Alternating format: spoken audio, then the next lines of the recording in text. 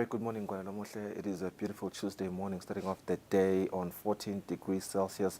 Temperatures expected to rise to 27 degrees Celsius. Sugloluhle nangemambala solonje singena kuyo inyanga yemphala. The month of October. Miyaga vele sesiwephethile. Very good morning to you. Libito lami nguSifiso Nwaka Xumala ngihambe ngedwa ke ngihamba nalungelele Magagula Mpombeni. Very good morning to you. Good morning to you, Mgoni. How are you? Yeah, all right. So enjoy talking. It was a big weekend last weekend. CWC khulumisana nebaga APC Elections and Boundaries Commission. Sifuna kuva nje ukuthi umsebenzi welkhethwa uhambe kanjani. I think siyibonile nje a report lethule baga African Union kanjalo nebaga SADC.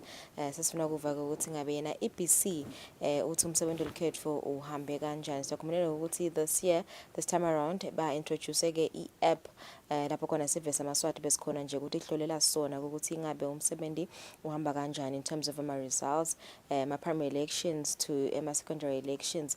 Kubonakele ukuthi sive vele siyisebenzisa kakhulu lena app.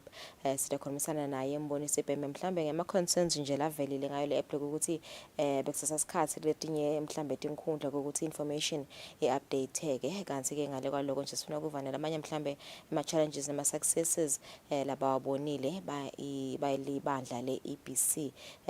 Sitaba sikhulumisana naye lo mhla ekseni at 7:30. I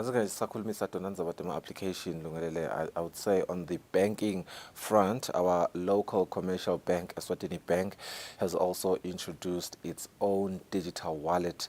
Now, we have a lot of questions. How does one register to be able to have this app? It is called Shesha. Do you really need to have an account with Eswatini Bank to use Shesha, for example, to transfer EMA funds? When you send that money to someone, where can they make a withdrawal? How do customers load cash onto Shesha? Are customers able to use Shesha when outside of Eswatini? I think that's another big question.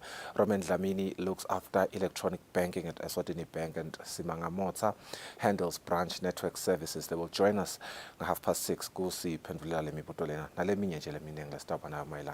Nale application wines out. Yeah, kungmanje asisibuke ihloko lethamba embili kumaphepha ntsaba 8 lomuhla.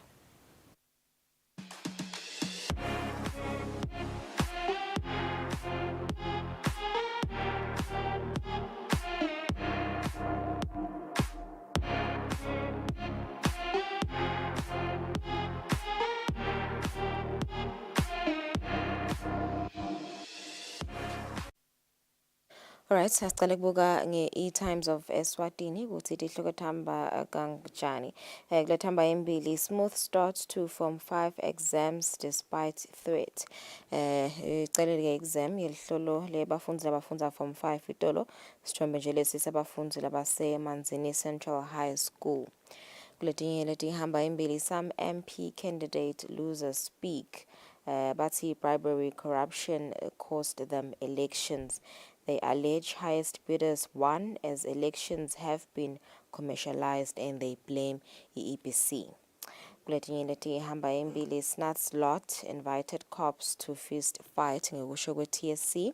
Kuletinye lethamba embili, 200,000 emalangeni loans for politicians' home security.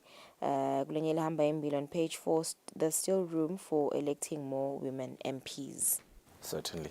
The Times of Eswatini Green Mamba is in hot soup as correctional service its side faces 60,000 emalangeni fine for unsporting behavior. VAR in Kosafa Women's Championship. More on that story is found on the back of the Times of Eswatini. And maybe on the international front, Coach Nineba praises box for win at Rugby World Cup. Those are the leading headlines with Times of Eswatini. And leading headlines on the Eswatini Observer, demand for Senate seats will not be bought. Ngekusho kwa MP. Sibaxoseni MP says Senate hopefuls should campaign just like them. MP is also receiving calls from women looking to fill 30% quota.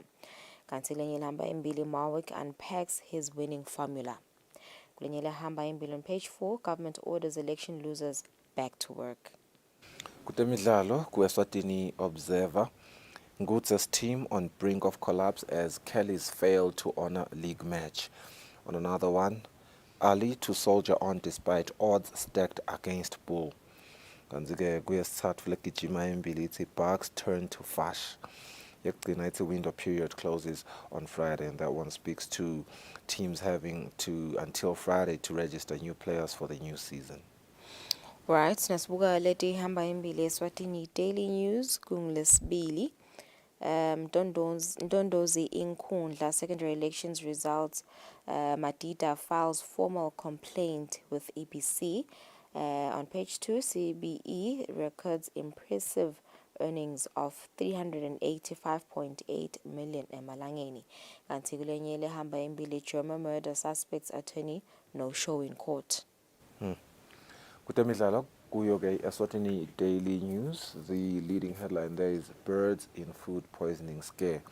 Prior to the 4-1 humiliation by Green Mamba, 10 players and an undisclosed number of officials suffered stomach illnesses, which they reported to the team medical panel, which was led by Samgeliso Mdluli on Sunday. More on that story is found on page 23 of the Eswatini Daily News Sport. Kanzi-ke kutemidlalo on the female side, VAR for Sitshebe in COSAFA Women's Championships.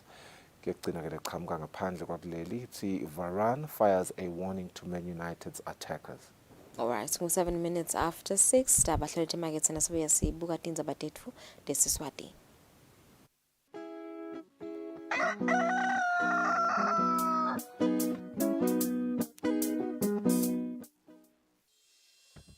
Umsakazo wetithombe iEswatini TV utibophelele kuhlonipha nekulandzela umgomo wetekusakata loweluswe libandla letekuchumana eveni. Ngephansi kwalomgomo sitimisele kusakata tindzaba letentiya ngaleso sikhatsi tindzaba letide emagama lacosheme letitsembekile letitsintsa tonke tinhlangothi naletisebaleni kusukela kutepolitiki, tetemphilo, tekulima, tetinkantolo netemhlaba wonke jikelele siniletsela tindzaba njengoba tinjalo ngaleso sikhatsi letenteka ngaso. Kanzi kulo msakato siphindze sikulethele lonke luhlobo lwetemidlalo kusuka emidlalweni welibhola letinyawo kuye emidlalweni ledlalelwa ematafuleni kanye naleto letichamuka ngaphandle kwakuleli. Leti tindzaba lowutiletselwa ngumsakazo wetithombe iEswatini TV.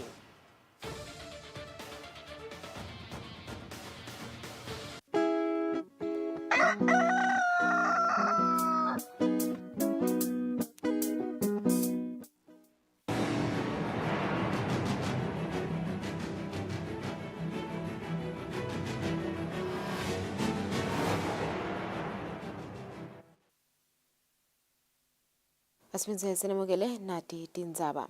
Losabambe kuba ngundvunankhulu sikhulu Mgwagwa Gamete sovakashelwe libandla lelichamuka eveni leMalaysia lenyuvesi yetebuchwephesha elimkhokhwini University of Creative Technology. Losabambe kuba ngundvunankhulu uthi kusifiso sengwenyama kubona lenyuvesi yakhasakhiwo lesitawuthuthukisa imfundvo lephakeme kuleli. Losabambe kuba ngundvunankhulu welive sikhulu Mgwagwa Gamete ngemsombuluko uvakashelwe libandla lelichamuka eveni leMalaysia enyuvesi yetebuchwephesha ilimkhokhwini University of Creative Technology. Leli bandla lifake ekhatsi umphathi jikelele welimkhokhwini Junior Group Dato Sri kanye nelisekela lamengameli walenkampane Dato Gelpang. Tindzaba letidzingidzwe kulomhlangano tifaka ekhatsi tinhlelo talenkampane tekucala kwakha sakhiwo seligatsha lalapha eveni lalenyuvesi njengoba lesakhiwo lekuso nyalo lenyuvesi esivashini eMbabane sesikhashana. Losabambe kuba ngundvunankhulu wendlalelo mhlangano sifiso sengonyama emhlaba sekubona lo msebenzi usukuma futhi uba impumelelo sive seMaswati sithuthuke ngetemfundvo lehambisana netikhatsi talomuhla nalekhonsako. Kulomhlangano labanye bebakhona ngoBaruro Ramnarov kanye naMicho Moketsi benyuvesi elimkhokhwini ligatsha laseMalaysia bekakhona nemcondzisi welimkhokhwini University yalapha eveni Thobile Gamete anemphathi wetemfundvo kule nyuvesi Stella Shongwe kanti nelitiko letemfundvo belikhona ngalosabambe kuba ngumbhalane lomkhulu kulelitiko Naniki Mnisi akanye nemcondzisi wetemfundvo Dr. Ndombenhle Dlamini. Etindzabeni teEswatini TV kubika Samkeliswe Khoza kanti titfombe tichamuka ehhovisini landvunankhulu. Libandla telikhetfo nemincele lithi lukhetfo lwalonyaka lube impumelelo wonke muntu walisebentisa lilungelo lakhe lekuvota. Sihlalo waleli bandla umfanenkosi Mhlabuhlangene uthi babenge emashumi ekhulwini labavotile 91%. Leli bandla lethule imiphumela yelikhetfo ngalokusemthethweni ngelisonto ebusuku ehhotela iHappy Valley.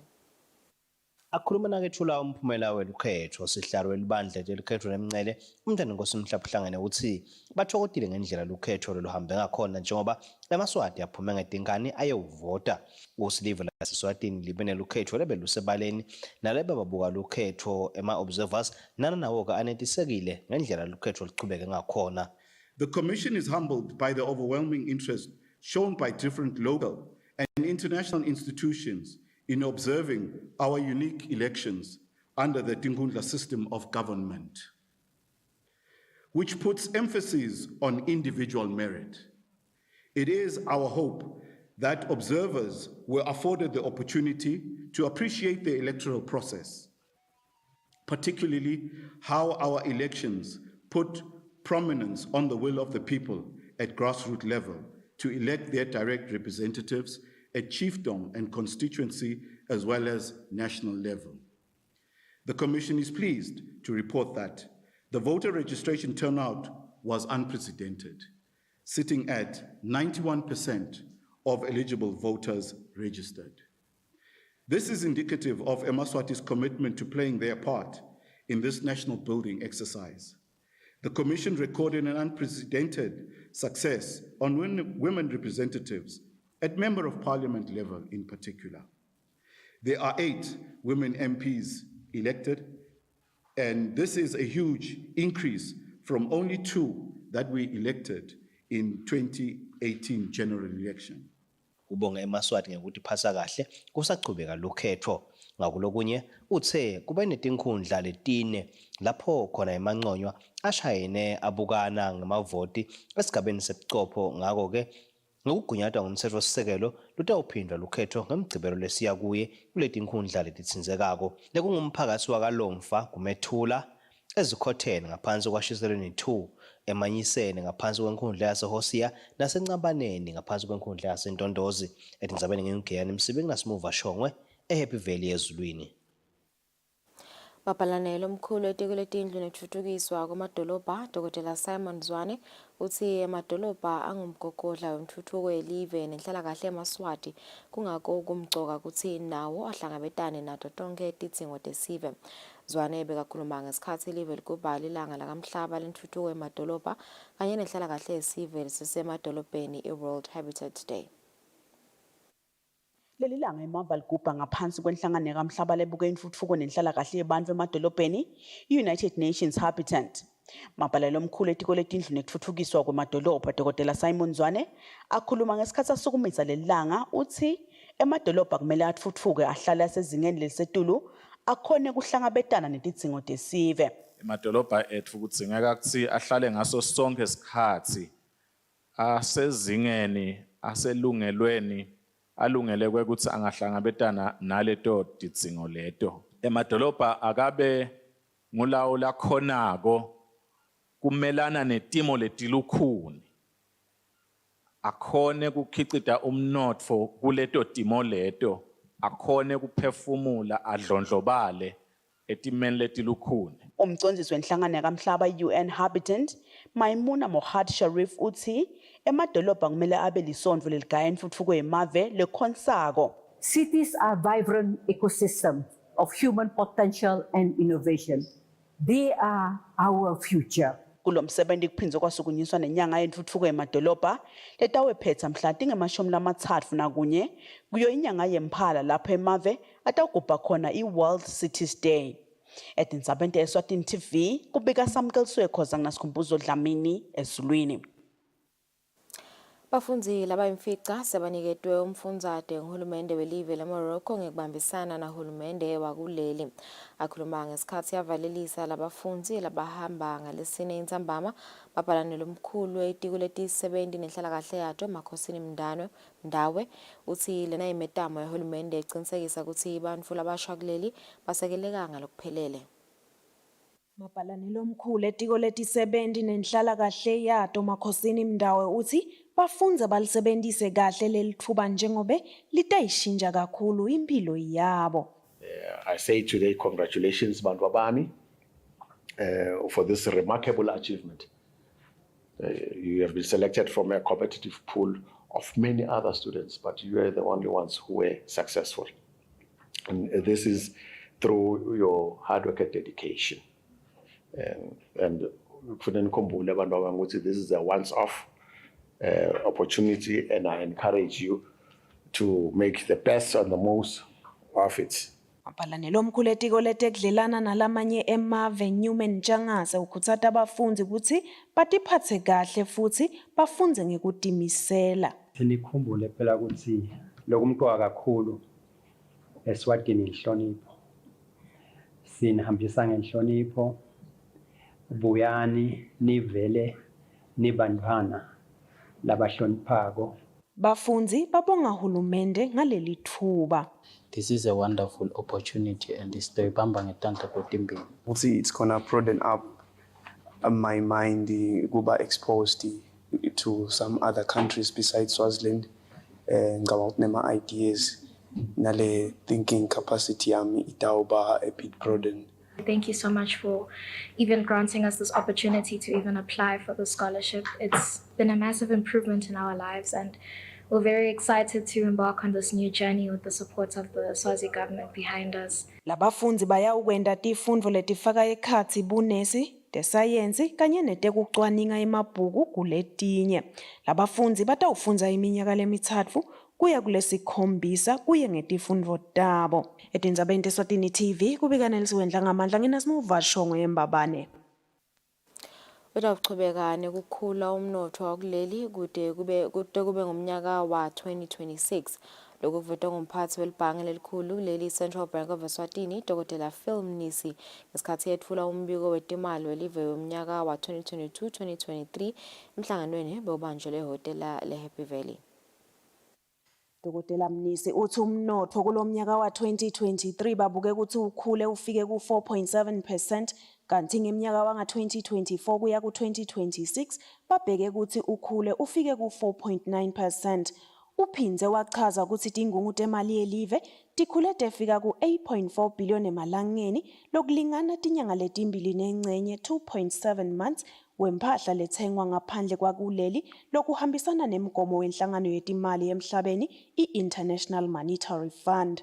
Tingomba temnotho ikakhulu lama projects lamakhulu lahleliwe live kwakhiwa kwaleli damu lasempakeni naleminye ama projects lamakhulu akhomba ukuthi umnotho itawufika la about 5% or even higher.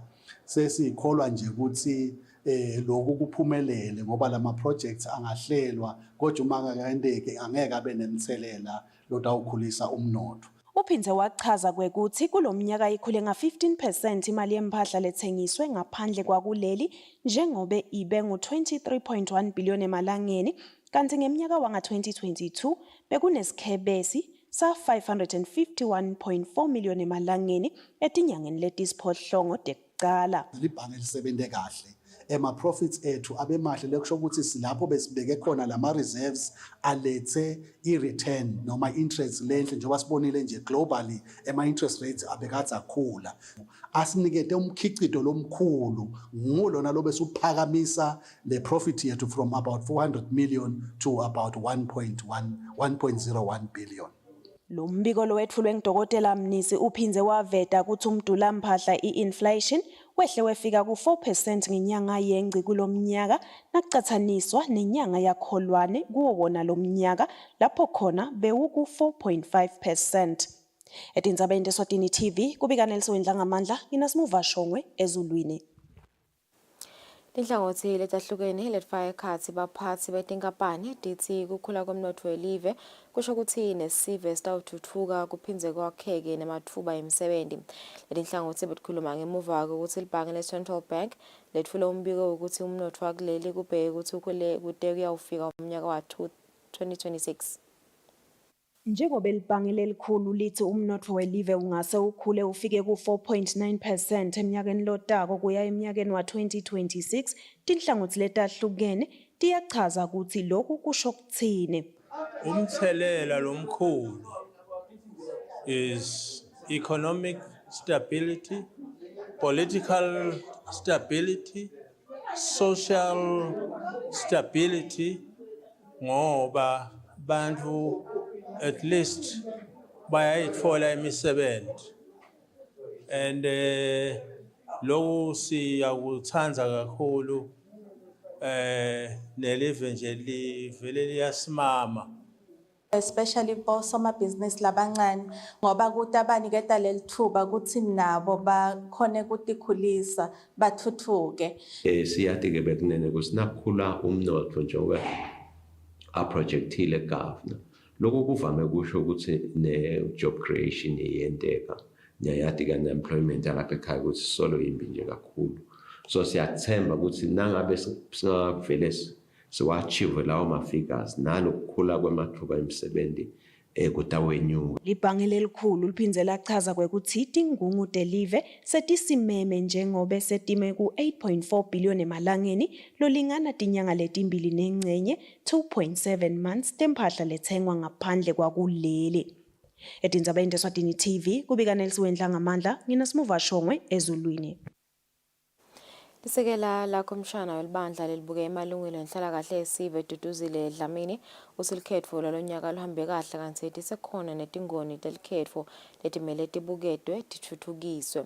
Uthi kusetjentiswa kwetebuchwephesha nekumbandzakanyeka kwawonke nako bakubonile kuleli khetfo lalonyaka.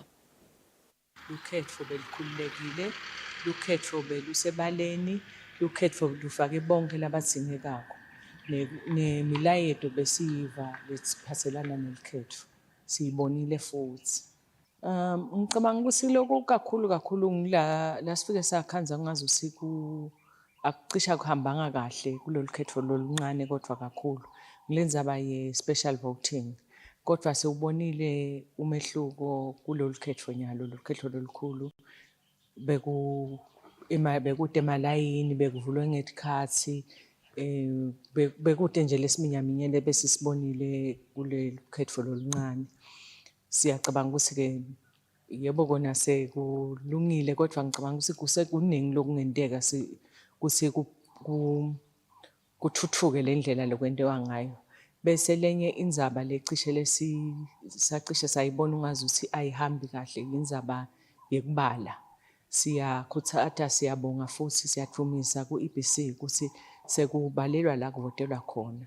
So sicabanga ukuthi kungaba kuhle ukuthi le ndzaba yalaba letivakashi tengwenyama nakhona kube nendlela lekubaleka ngayo letawugculisa wonke muntu.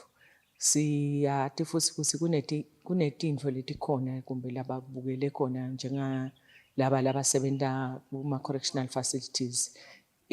Umsebenzi wabo lomkhulu kakhulu ngitekuphepha. So uyacabanga-ke ukuthi kungaba njani mase segcwele wonke muntu lapha kule satobala tobuka kusikwenda njani, kodwa-ke siyethemba ukuthi ngetebuchwephesha tintfo titawuba ngcono. Umphathi womsakato wetithombe Eswatini TV Mlamuli Dlamini sewubonge waphinze wadumisa athi 70 italo msakato ngekusebenta ngekutikhandla tisasakata lukhetfo. Dlamini bekhuluma emcimbini wekubonga athi 70 ngemfupho letufakile likhethweni kanye nekuvalelisa abafunzi lebeba kulo msakato kutawufunza umsebenzi internship. Lomcimbi ubanjele emabaleni yalomsakato eMbabane. Kulomnyaka losetulu umsakato wetithombe iEswatini TV usakate imikhosi elive lebeyikhona lefa ekhathi umhlanga umkhosi we-55 lukhetho kanye nembubo emarathon kuleminye. Umphathi walomsakato Mlamuli Dlamini uthi liphupho lakhe lelikhulu kuthi lo msakato ubalelwe kuleminye lehamba embili kulesifundza sakaSadak neAfrika yonkana. The vision that I have for Eswatini TV, which is I see Eswatini TV, or I see Eswatini TV that is a world-class broadcaster that is preferred locally and in the region. Give me the key word is we're going to be a world-class broadcaster. Mapanelo omncane etiko letekwatisa Macanjana Motsa uthi umsekubambisana lokube khona kusasakatwa lukhetfo. Today I stand before you to express my sincere appreciation for all the incredible work and dedication that each and every member of the staff has displayed over the past year as alluded by your management and carried out on screen. Sihlalo welibandla lebacondzisi kulo msakato umntwana Nkosi Sicunusa ukhutsata tisebenti kutsi tihlale njalo ticijisa lwati. You need to develop yourself each and every day because the world is changing. Lokshotsi lala sikhona khona siyadzinga ukuthi sithi upgrade now and again. Tsineke la kulo hlangothi lesikulo emphasizes on creativity and innovation. Umphathi lo msakato uphinze wabonga abafunzi baselimgogwini lebe bafunza umsebenzi tinyanga letintsatfu kule siteshi. Uphinze wabonga aphinze wadumisa tisebenti tale siteshi lesisebenti sikhatsi lesitse. Umbiko ohlanganiswe ngeLinkedIn Gule nginabheka imazibuko Sembabane. Umphathi wenkampani yahulumende lethuthukisa abosomabhizinisi labancane SEDCO Khethiwe Mhlanga ukhutsata abosomabhizinisi labancane ukuthi basebenzise ubuchwepheshe kude emabhizinisi abo athuthuke.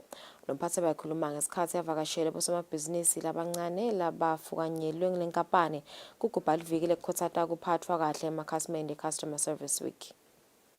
Sivele nje la kubuka bosomabhizinisi bethu especially laba labasanza kufika ku SEDCO kuthi sibanikede nje token of appreciation yokuthi bede basebende nathi. Thina SEDCO siyawabonga ema clients ethu bosomabhizinisi labancane ngibo lalaba sitako silive ukuthi sithuthuke. Sibuke bona ukuthi bakhe imisebenzi siphinde sibuke bona ukuthi badlondlobalise i-economy yalapha Eswatini. So nyalo nje besabavusela laba labasanza kufika kaSEDCO lalabadzala sihlala sibavusela sivusetela nako lokuthi badi ukuthi kukhona phela ema programs lanawo SEDCO lataba sita ngawo lele sesiwabide ngokuthi under le incubation ukuthi abete kuma workshop lesibabitela wona batokhona kucecesheka bakhona khula sifuna futhi bosababhizinisi bethu ukuthi bakhule kule extent yokuthi bagcine baphumile la kaSEDCO bahambe bayokwakha abo ema factory lapho kusho kona ke ukuthi bayakhula ene futhi sifuna bosomabhizinisi bethu next year njenga 2024 kubabona inqumbi yabo bajoinela yona i-Entrepreneur of the Year Awards bangasaleli emuva baqhubeke bakhule nathi lokuthi ba appreciate nge-Customer Service Week. Umsunguli wenhlangano yalabane libala Stuki Motor Foundation Stuki Motor ucela amalungu eParliament latawungena eParliament el-12 ukuthi atikhulume tindzabane titawunaka abantu labanelibala kufaka ekhatsi kusungula sikhwama lesitawunaka tidzingo tabo. Stuki Motor wenhlangano yeStuki Motor Foundation uthi kunengi labanesicelo kuko kutsi iParliament letawungena itikhulume tindzaba tebantfu labanelibala watichazake leto tinkinga lababhekana nato nalekumele bakusebente. Hulumende kulawo ma-ministries la concerned abe nje ne-budget letaba dedicated etindzabeni taka-albinism. Mase kunjalo ke sebangakhona kwenta timvo letiphatselene netindzaba tase-albinism. Ngibekise njena ka-Ministry of Health mayinayo imali lecondzene nato bangakhona kutsenga labo sunscreen siye kutemfundo nakhona mase ikhona le mali bangakhona lokho ukuthi babhale tincwadzi letitawuba nembhalo lokhona kubonakala lomkhulu esingathi ifont lenkulu. Sonia Ndimane naye ke uhambe kuwo ke lawo magama aStuki. I-challenge yethu lenkulu tibuko tekubuka tisiyasidulela etindzaweni lapho tithengiswa khona asikhoni ukutithenga ngani na incumbi yethu asikacashwa kulukhunyana ukuthi siyithole imisebenzi kuyasidulela phinde sidulele nangilamafutha ethu ekugcobisa siyafisa kungazuthi nje nkosami ihulumende asenda ibudget kungazuthi ngaba into tekucala letinakekako bathi-ke kubathikametile ikakhulukazi ngaphambilini bangakhoni-ke nekuthi baphile kahle njengoba lokunye bebahle bangakutholi etitolo bathi-ke ngesikhathi sasehlobo kuba ngilapho cishe baba nebulukhuni khona lokwenda ukuthi iPhalamende bacele ukuthi ibanake kubika Giyani Msibi nginasimuva Shongwe letinye tithombe titholakele ku-internet.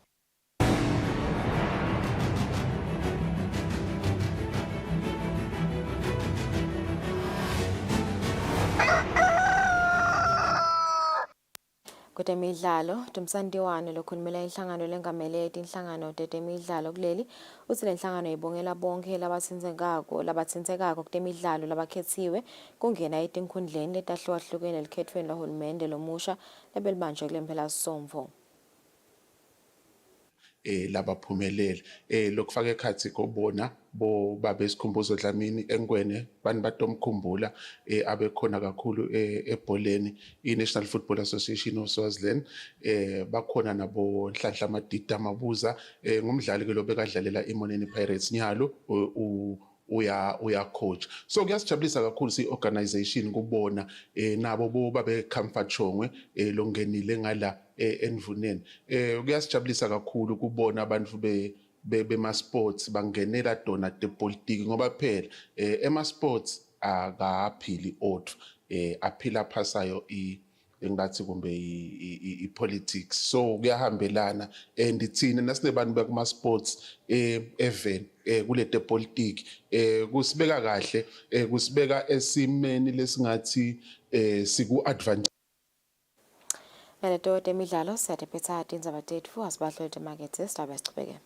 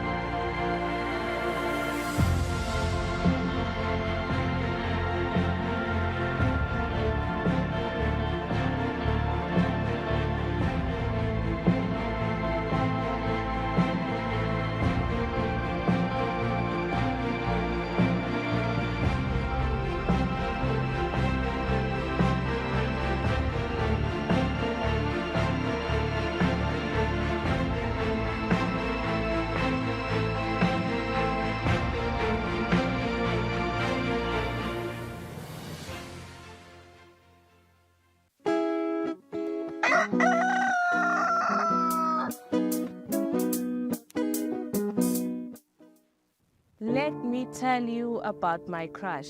Ngenzane inhlitiyo yami embi kwakho njengedance. Ngondlo isiswayo. It is 3 in the afternoon. We are back in the living. For men are so kind towards creation more than they even were to their own creator. I am the greatest of this generation. They'll be calling me the girl who made poetry look cool, yo. Cool. What do you think the best part of traveling is? Is it the food, or is it the conversation, or is it the sights and sound? If you're ready to explore, we are ready to show you the best way how.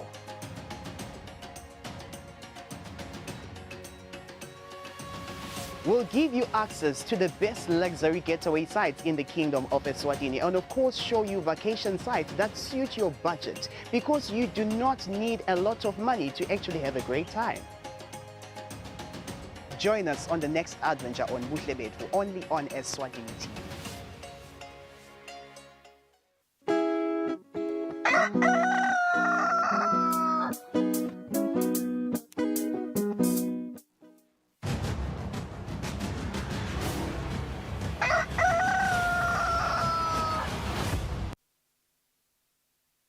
Ngalo mhla siphindze sikwamukele ehlelweni sishilo ke nakuqala hlelo ukuthi sita ukhulumisana nalabaqhamuka eSwatini Bank kukhulumisa their new digital app called Shesha. Sinemibuto ke leminyenti mayelana nale application lena.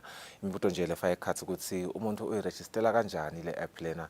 Nokuthi if you have an account with the Swatini, do you really have to have an account really with the Swatini Bank to use iShesha? Ke sikhulumisane na Mr. Roman who will explain to us a lot about this app. Roman, welcome to the program. How are you? Okay, thanks. Thanks for the invite, bring Eswatini Bank, Yeah. and also greet your viewers. Let's talk about this app. It's an interesting development, mainly because I think this is the first time we are seeing a digital application from Eswatini Bank. I understand you handle the electronic side of things. Let's talk about this app. How does one register? I think that's the first basic question. How does one register to be able to have Shesha? Okay, actually, Shesha, before answering that, respond to your question, it's a wallet meant for Eswatini Bank customers and also flows to non-Eswatini Bank customers. Actually, that's the main target. It's operating in the, I would say, in a mobile money space. If I could give an idea.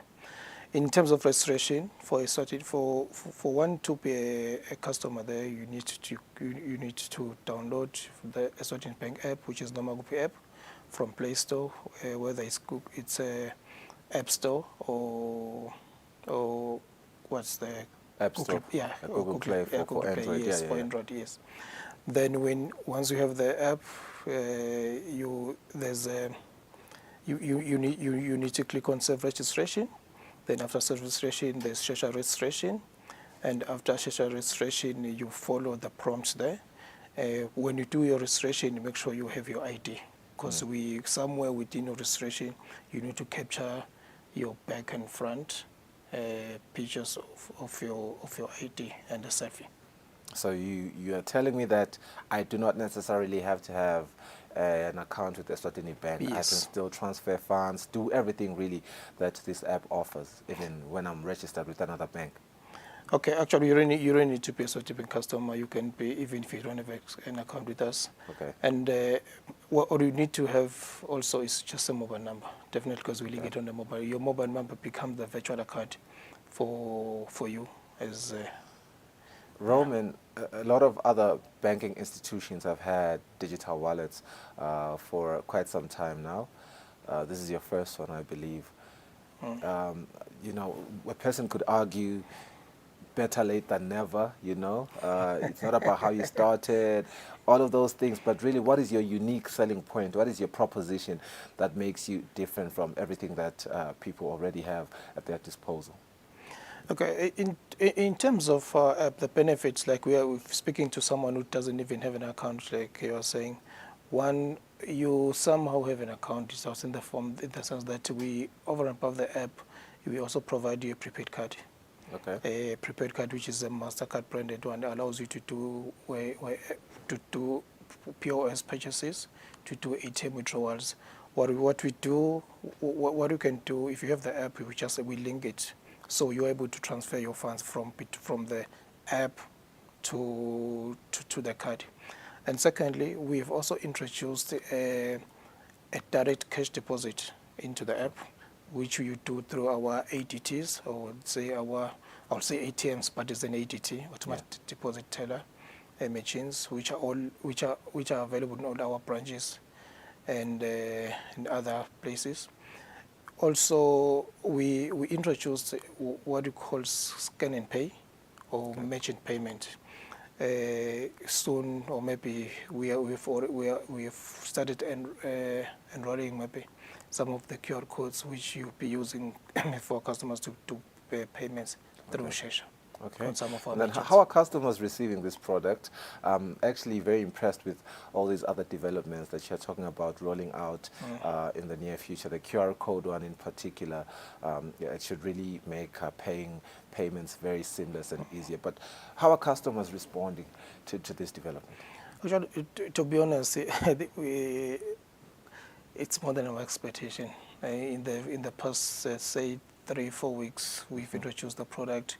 We have seen very high registrations, and we're getting a lot of good positive feedback from our customers.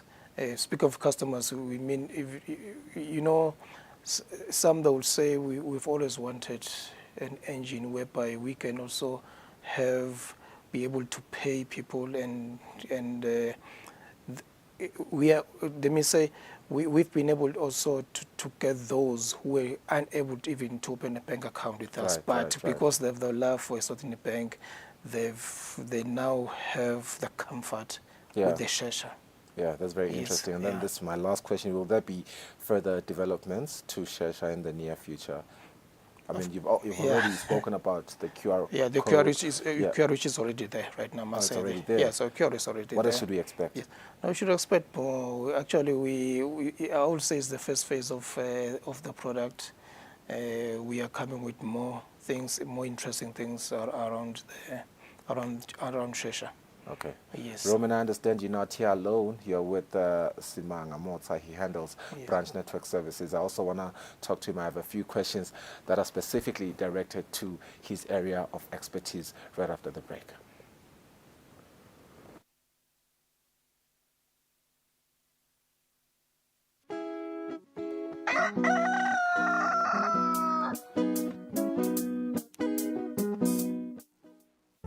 Hello and welcome to Eswatini TV and to a brand new talk show called A Cuppa with Nomgebo.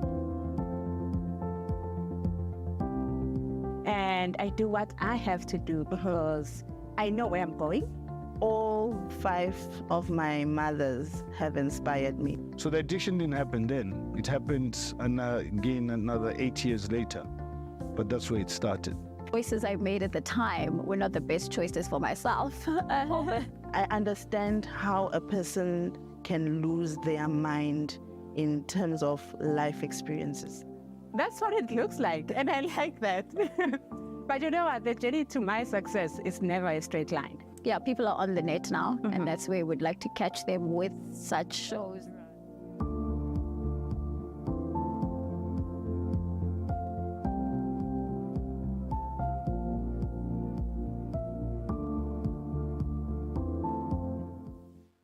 Eswatini Lifestyle is all about inspiration, drive, and swag.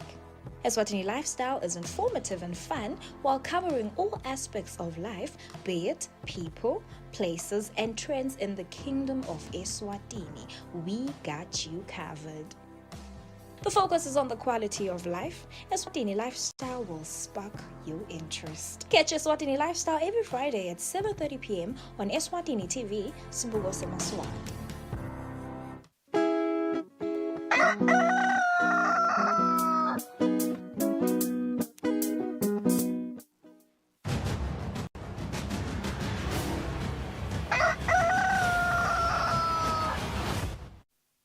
All right, 43 minutes after 6 asiphinze sikwamukele uhlelweni ngwane lamuhle besikhulumisa indzaba ye-digital application yase-Eswatini Bank. Leli gama layo ke kungushesha. Nyalo ke sina Mr. Mota lo tasichazela kabanje tinye tinhlangothi tale app. Mvulane, I just spoke to Mr. Roman Dlamini ungichazele ngale app, its inception and how it proposes new inventions as opposed to your competitors. Kunenzaba ke lana sengiyayisebenzisa le application nalicingo lwami. Ngifaka kanjani le mali? Siqale lapho nje, ngifaka kanjani le mali kule application? Okay, indlela yokufaka le mali ikabili kulabo leseba ngama customer ethu ase Eswatini Bank. Baya transfera bayisusa ka account yakhe. Okay. Ayimise ku Shesha. Kulona lote I account but lo se a register uya ku deposit bese uya ku ATM yethu uyoyifaka le mali. Okay, it's that simple. That's simple. Okay. And then nasangifuna kuyikhokha ke songisendele le mali lokhuluma ngayo. Yes. Ngiyikhokha kuphi le mali? Okay, uma bakuthumelele uyikhipha ku onke ama ATMs ethu. Nabakuthumelela kuba naku lesithi OTP. Shothi inombolo yakho yemfihlo. Na ufika lapha ku ATM ufaka inombolo yakho ye cellphone. Itabe seke yakubuta ukuthi le pin ithini bese uyafaka ke.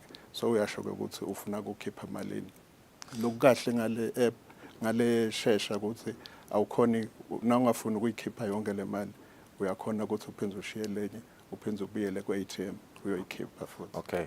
Le OTP lothi imfihlo ngiyithola kanjani? Nawungifakela le mali ngena kule message noma kufuna ngichafade ngiprompte certain code ngiretriever kanjani yona? Okay. Nabakuthumelela ichamuka seyikutshela ukuthi osimanga siyabonga motha ukuthumelela imali lengaka.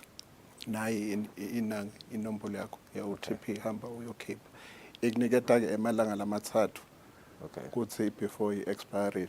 Lokuhle ngayo ke is that uma sewudownload le app ivele nje le mali yakho iyohlala le app ungathatha isikhathi sakho sekude ukuthi i-expiry so ungayikhipha as and when sofuna ukuyikhipha. Okay. Nanglo 3 days lothi ya expiry shale OTP so uphelile. How do I regenerate a new one-time PIN?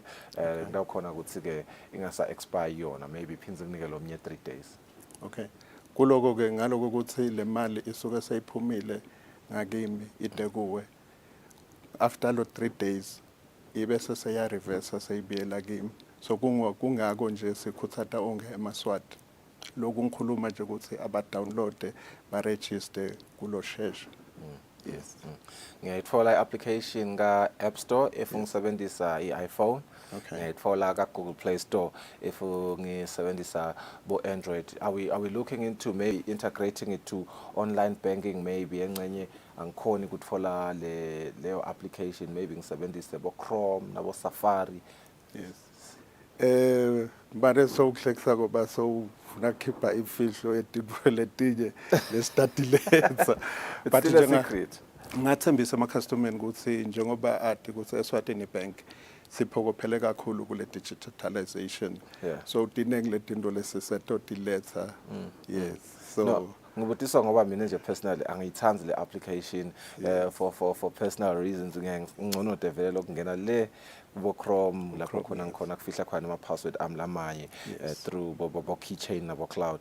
Thank you so much Mr. Motsa. Ngiyafuna ke kuva ukuthi usangicathatela nje ukuthi utaba nalamanye ama developments engabe khona indlela manje longasihlebela ngawo. Kuyimfihlo but nje singathembisa ukuthi we are in a journey vele siphokophele kakhulu kule digitalization naloko ukuthi ke we are also participating kule ndzaba yabo financial inclusion. Eswatini Bank kunengi lesetakuletha bayabona nje babukela ukuthi la tindleleni kugcwele bo belong sithi wonke umuntu akativela asekhaya. So kwaba nqusa nje ukuthi wonke umuntu akativela asekhaya kunengi lesetakuletha sendela ukuthi kube bede le excuse ukuthi hayi ngiye kamakhelwane konke sidakuletha kuse Eswatini Bank. Sesebenza minute linye maybe nasingathi nje break down leligama la shesha ngiyabona ukuthi lento asingisi phindze lento akuba Swati isichazele kabani ngaleli gama. Okay, leli gama kusho la lento wa staff member. Okay. Lo shesha njalo wonke umuntu uyamangala ukuthi yini lo shesha kusho kuhlanganisa ilwimi lesilungu nelwimi lesiswati. Lo shesha usho ukuthi konke nyalo seko fast and sokuthola ngaleso sikhathi ngoba siyathi sonke emaswati asahlala etingcongweni so akusathingakala ukuthi uhambe uye ebhange uyowenda into yakho uvela uthathe mahlale ekhukhwini yakho ufacade konke kushesha. Ngiyakhwala lokuthi ngisharishe lo muntu leli gama lihlakanipha kakhulu. Simangamosa branch network services with Eswatini Bank sichazele kabanti ke naye. On top of that Roman Dlamini had explained you're encouraged to go and download Shesha, the application. It is found on Google Play if you're using an Android device. Kanzi ke nawusebenzisa bo iPhone, bo iOS, noma it's an iPad, uyakhona kuyithola ka App Store na nawe ukhona ukuthi uthumelele bantu imali, bakuthumelele nawe imali masinyane seamlessly futhi. Aswahlolet market stop yasibene hle.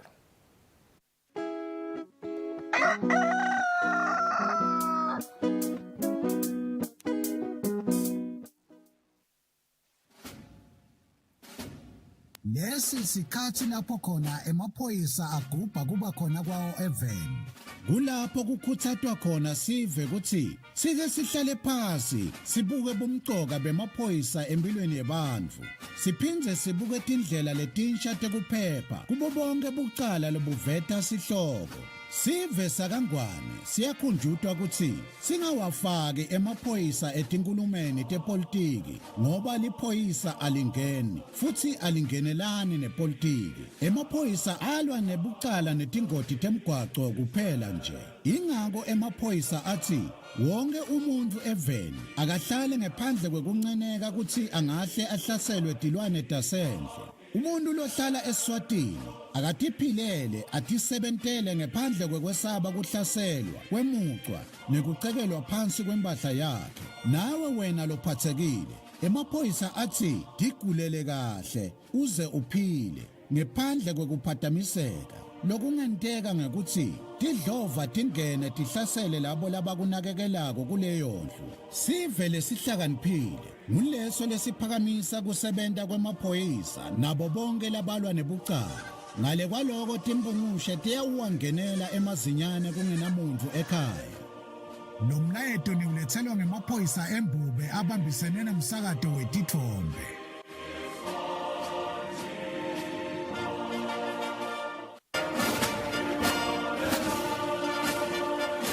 Do you remember the spinning thing? This is us. This picture represents what we did. We were there when coronavirus wreaked havoc in our population. Together with other stakeholders, we formed the first line, controlling the spread of the unknown and unseen enemy of the people. Anxious ourselves, we collected dead bodies countrywide. At the time when no one wanted to come near dead bodies of loved ones, we did care for our fellow citizens. Thank you, the people of Eswatini and teams of first responders.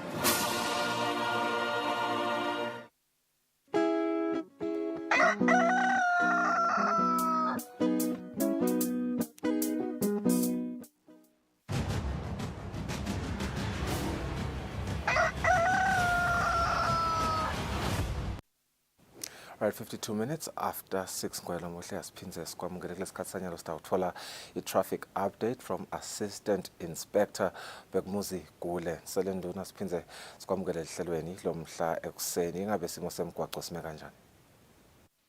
Anguvusele mnguni ekuseni ngalokuphethekile simvusele umbukelo waloluhlelo simo selitulu namhla sinhle sibili kuyakhombakalisa ukuthi awunembala liyawushisa sibili. Nako ke emigwaqweni yethu imithamo yemigwaqo seyivele iphakeme linani lalabo labahamba ngetinyawo nalo libonakala lisedulu lapha indasi nje edolobheni lakumathapha nawusuka lapha kaNdlunganye kuthatha eMar51 lokumgwaqo lokwenza lapha komathangeni uyawukhamukela khona lapha komashayitafula kusedulu umthamo wethu modolo lapho asiphuthathe kakhulu nje bekunene ukuthi awunalabo labahamba ngetinyawo nakube babonakala balithandana emgwaqweni asilisiqiniseko sokuthi sewela izindaweni etifanele nalesiphephile niketa nemathuba nabo labo labahamba ke ngato imodolo kanti ke lapha indasi elisushwana na ukhamka khona lapha ngesheya ku Salt and Pepper emgwaqweni wethu lomdala ubuka yena mahala na utawujika nje kulesifana emgwaqweni lapha elisushwana kunema potholes la khona lapha ekhathi nekhathi nalo lesibane temgwaqo lethu kanti futhi lo nyelihlangothi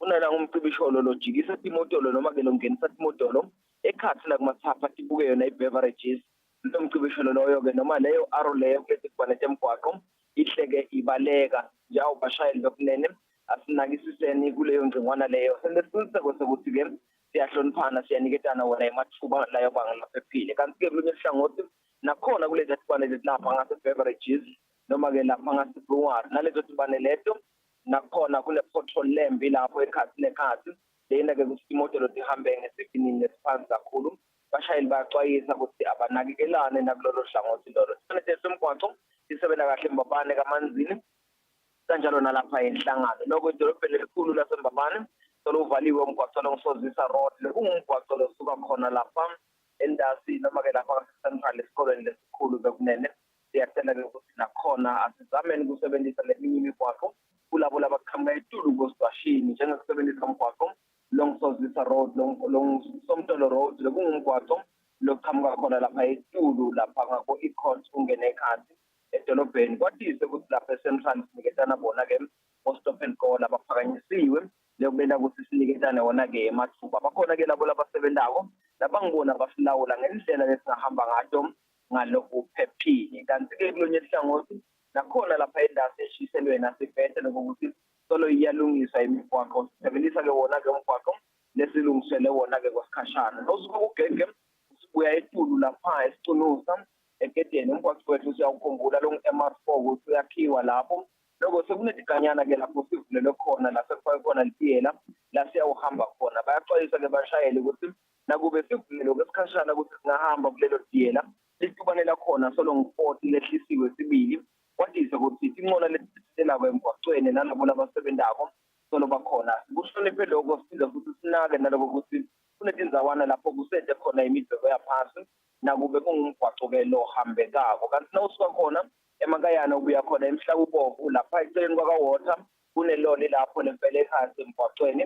Isese-ke umzila munye-ke wekuhamba nakhona sibekiwe timpawu letingitona tisicaphelisa-ke sasondela-ke kuleyo ngcingwana leyo. Nawusuka etulu embabane lapha emotshana usapha MR1 nawusanza nje kusuka kunange umngwa wekuqala wendlu ngaleli bridge lapho nakhona kunema-potholes lapho lamabi lapha endasi yemliba nawusuka khona lapha eluve ubuya khona emafuteni ku-MR5 ama-potholes ayabonakala itule ebhunya lapho letinye nje tindzawo lapho sikhuthaza khona-ke bashayeli ukuthi liso lakho ngaso sonke isikhathi libe ngilelikhaliphile ucenzisa indlela naso ubonile lokho lokungahle kube nayo ingozi empilweni yakho noma-ke emotolweni yakho yena siqiniseko sokuthi uthatha leso sinqumo lesiyawuba ngulesifanele kuze kwendlule ngaloko uphephile. Kungaba ngiloko nje kuphela asikhumbuleni kokulena ukuthi kuphepha kwakho kuphepha kwami nasikanye kanye sibambisene sizawukhona ukuvikela yona ingozi yemgwaqo. Kanti-ke kulonye hlangothi siyasho futhi sisifika uphephile, arrive alive. Lusuku loluhle Mnguni lelibandla lobambisene nalo nalabo lesebena nabo naso sibe semaswati bafiselela usuku loluhle yebo nalo luphephile sisayisebenzisa ifoto. Siyabonga Goba sibonga kakhulu-ke kumalambule ngaleyo traffic update la sipha yona gcizela yona indzaba-ke ukuthi nje arrive alive nisanaka leto titsikabeto lasatibali lasibahlola timakethe masinyane sitawubuya sithathe tindzaba tesingisi.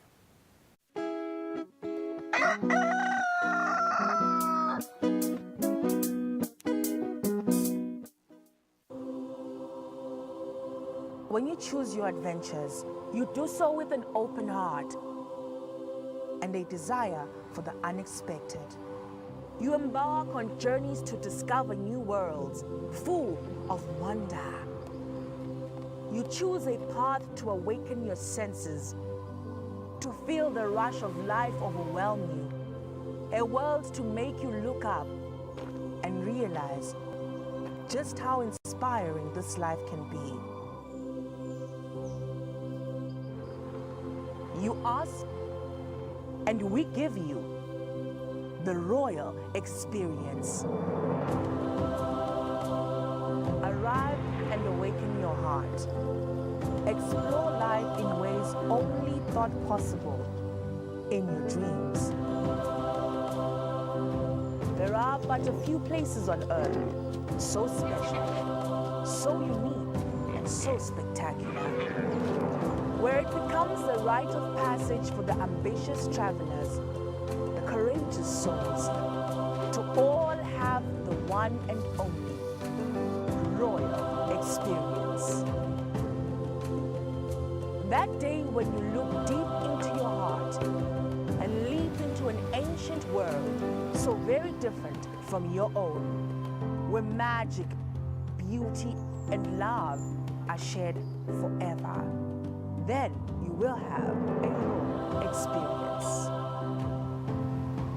There is just one place on earth where the people make you feel a part of their kingdom, where you just might volunteer to awaken spirits, enrich minds, and work alongside communities to build, motivate, and inspire. This is truly the royal experience. When you dream of a different world, beyond the ordinary, beyond time, discover just how far you'll go to expand your understanding of life's greatest mysteries. There's just one place on this planet with so much to offer. Now is the time for you to have the royal experience.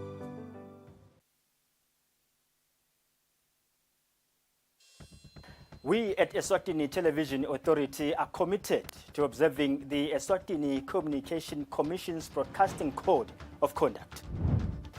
Under the code, we are committed to broadcast news that is current, free from hate speech, accurate, balanced, and fair.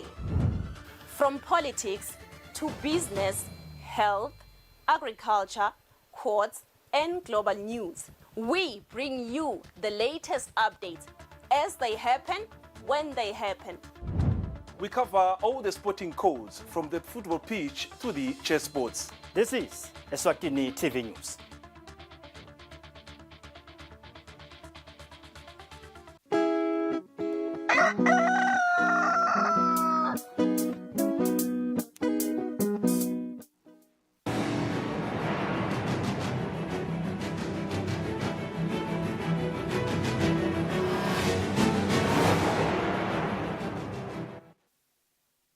It is just gone a minute after 7 Central African time. Let's take a look at our English news. The acting Prime Minister has received a courtesy visit from the Lim Kok Kwing, Malaysia. The acting Prime Minister expressed His Majesty's desire to see the construction of the Lim Kok Kwing Eswatini institution for the benefit of Eswatini students. The acting Prime Minister, Chief Mkwakwa Kamete, has received a courtesy call from Lim Kok Kwing Junior Group CEO, Dato Sri, and Senior Vice President, Dato Gail Pang, both from Malaysia.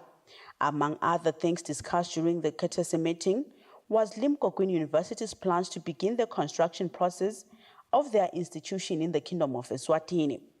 Chief Mkwakwa expressed His Majesty's desire to see the project kick off for the benefit of Eswatini students.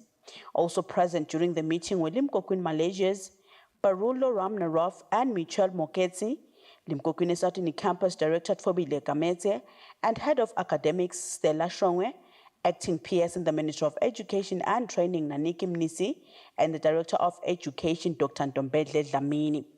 Reporting for Eswatini TV News, I'm Samkal Swekoza with visuals from the Prime Minister's office. The Elections and Boundaries Commission says this year's elections was a success as everyone exercised their right to vote. The EBC chairperson, Prince Mhlaphlangene, says they recorded a massive 91% voter turnout. He was speaking when announcing this year's secondary elections at the Happy Valley, Ezulwini on Sunday night.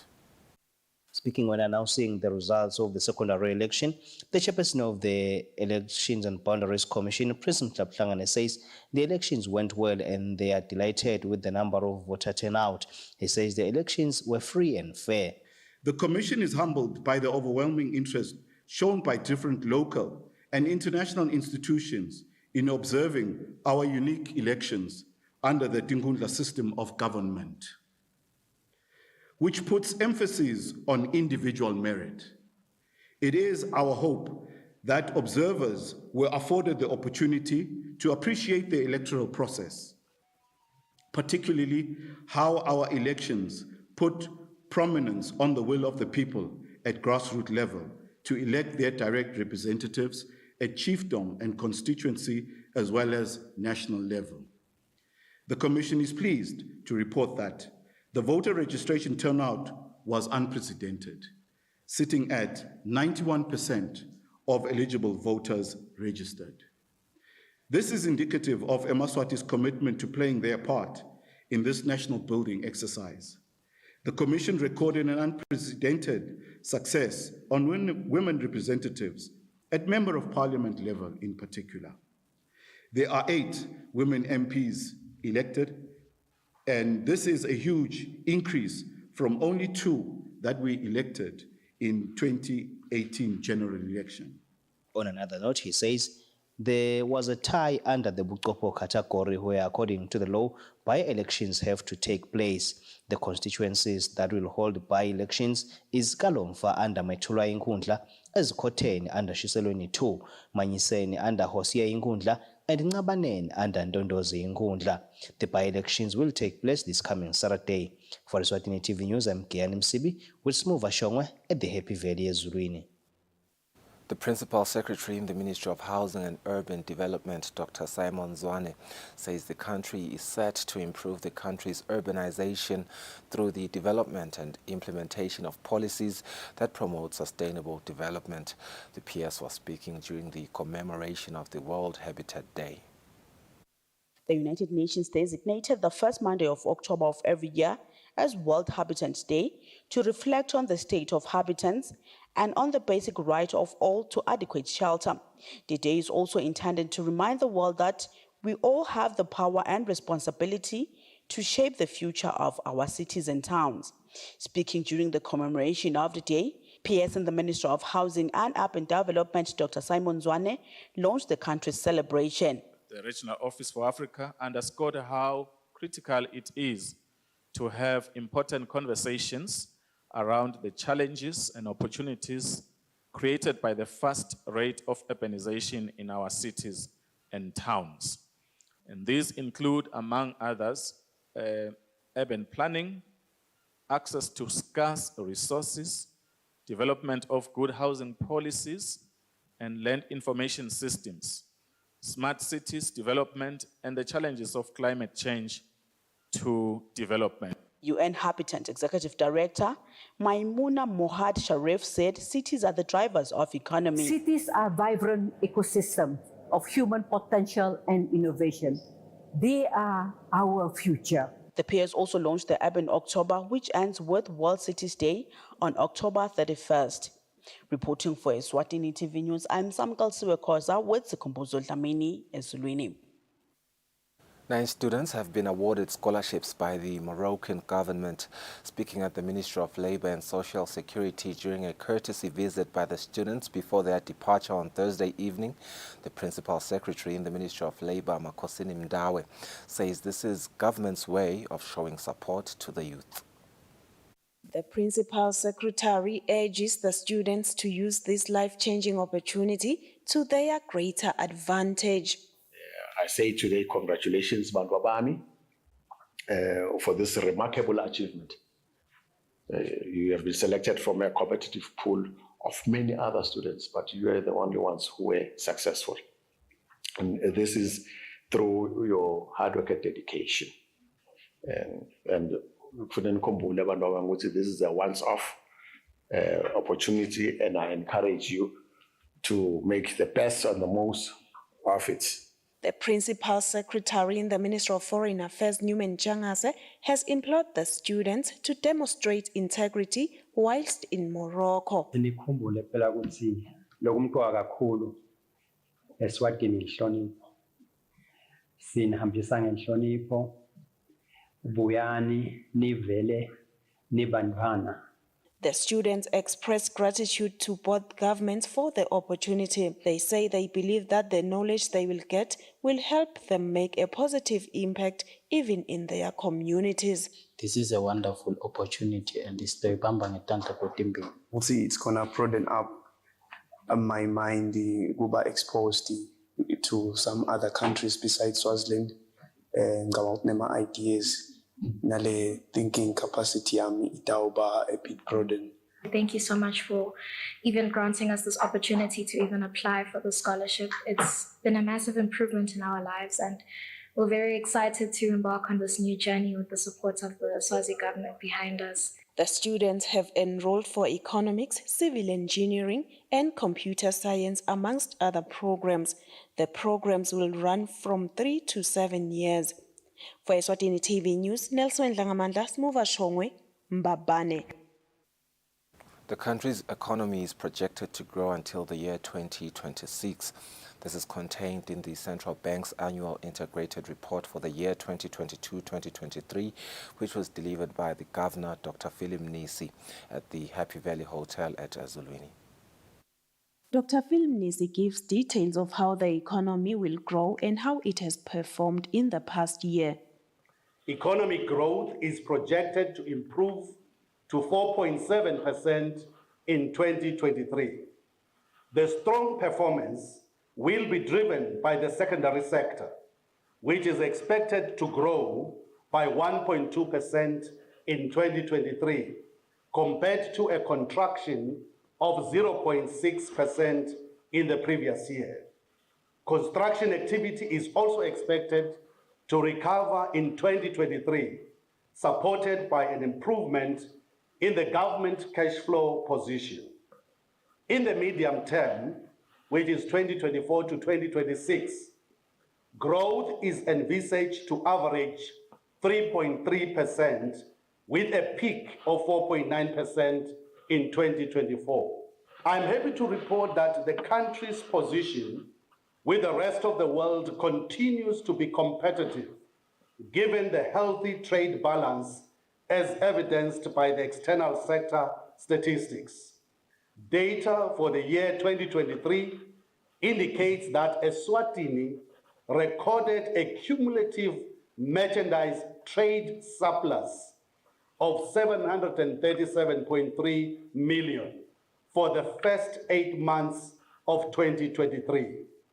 The bank made a profit of 385.8 million in 2022-2023, an increase from 182.3 million profit recorded in 2021-2022.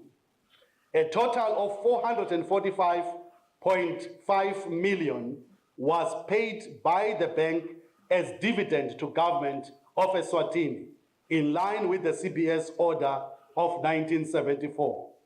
The governor states that the headline consumer inflation dropped to 4% in August this year compared to July this year, where it stood at 4.5%. For Eswatini TV News, Nelson Dlangamandla, Smuva Shongwe, Ezulwini.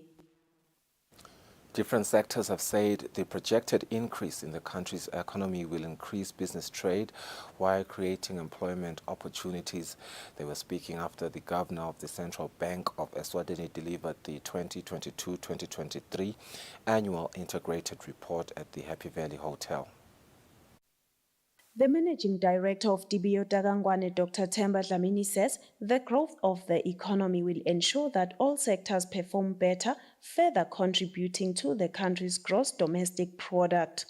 Umthelela lomkhulu is economic stability, political stability, social stability, ngoba bantu at least bayayitfola imisebenzi, and loku siyakuthanda kakhulu nelive nje livele liyasimama.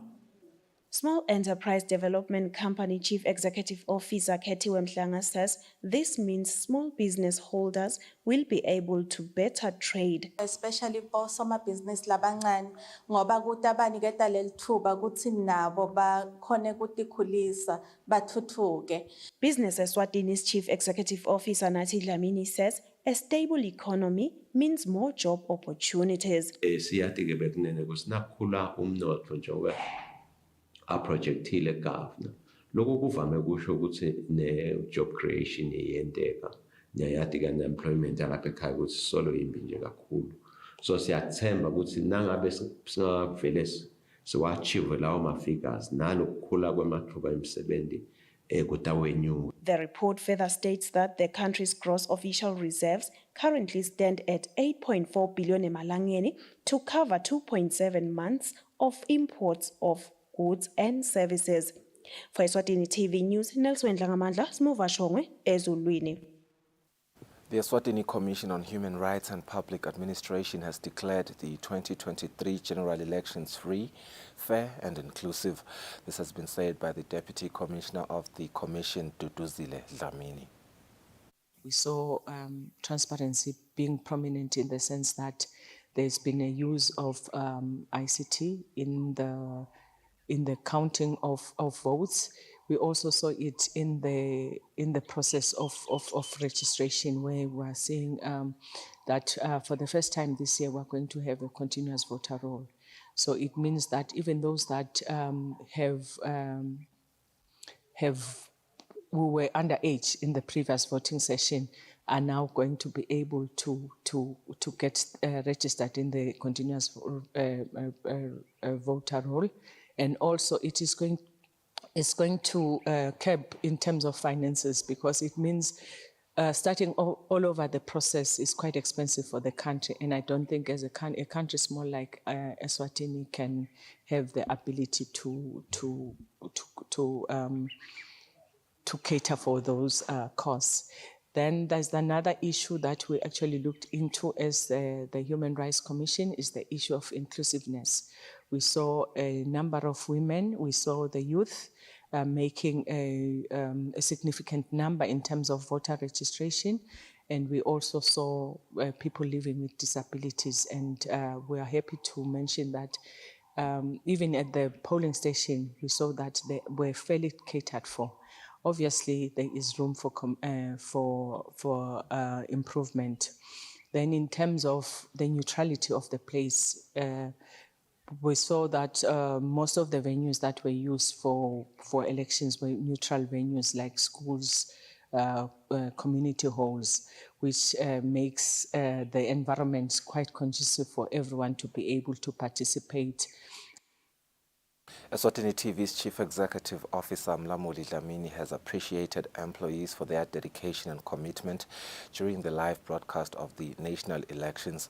Dlamini was speaking at an event where the management was appreciating employees for their hard work and also bidding farewell to the interns who have been part of Eswatini TV for the past 3 months.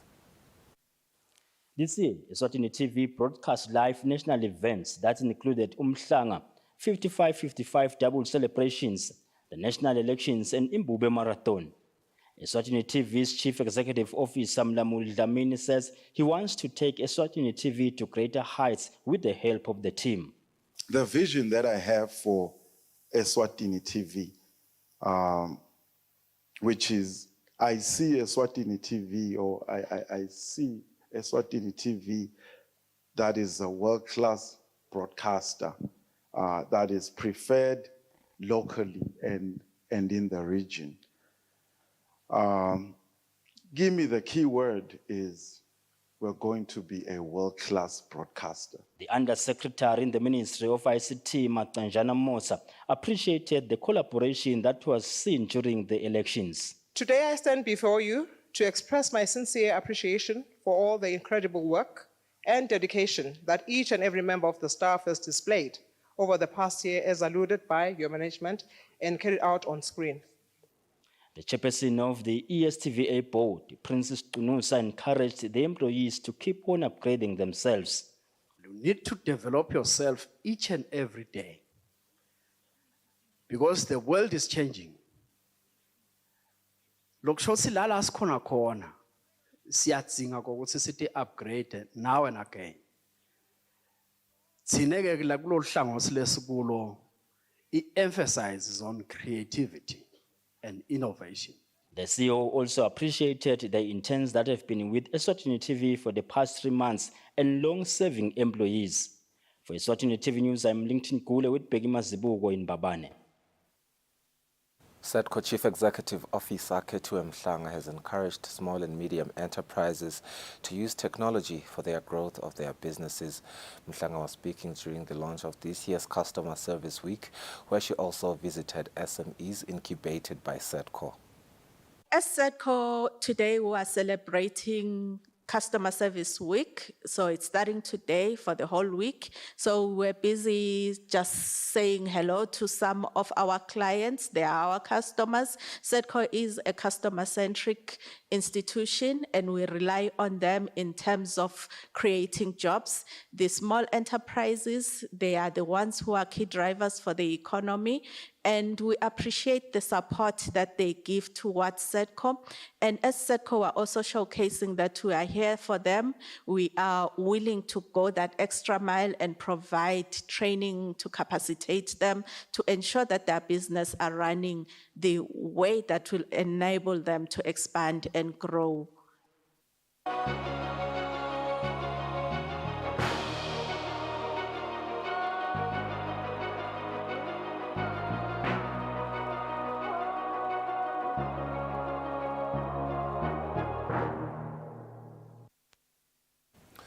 News on the international front. Serbia has withdrawn some troops stationed near the border with Kosovo after having increased the numbers deployed there following a gun battle in northern Kosovo in which 4 people died, Army Commander General Milan Mislovic said on October 2. Foreign peacekeepers on the street. This is a familiar scene in parts of northern Kosovo, and it's about to step up a notch.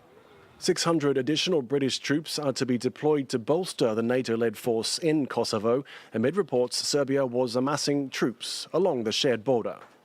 Kosovo's foreign minister said she was worried about the buildup of military equipment, telling German media the weaponry they have there, the tanks. There has never been this kind of concentration of troops in recent years.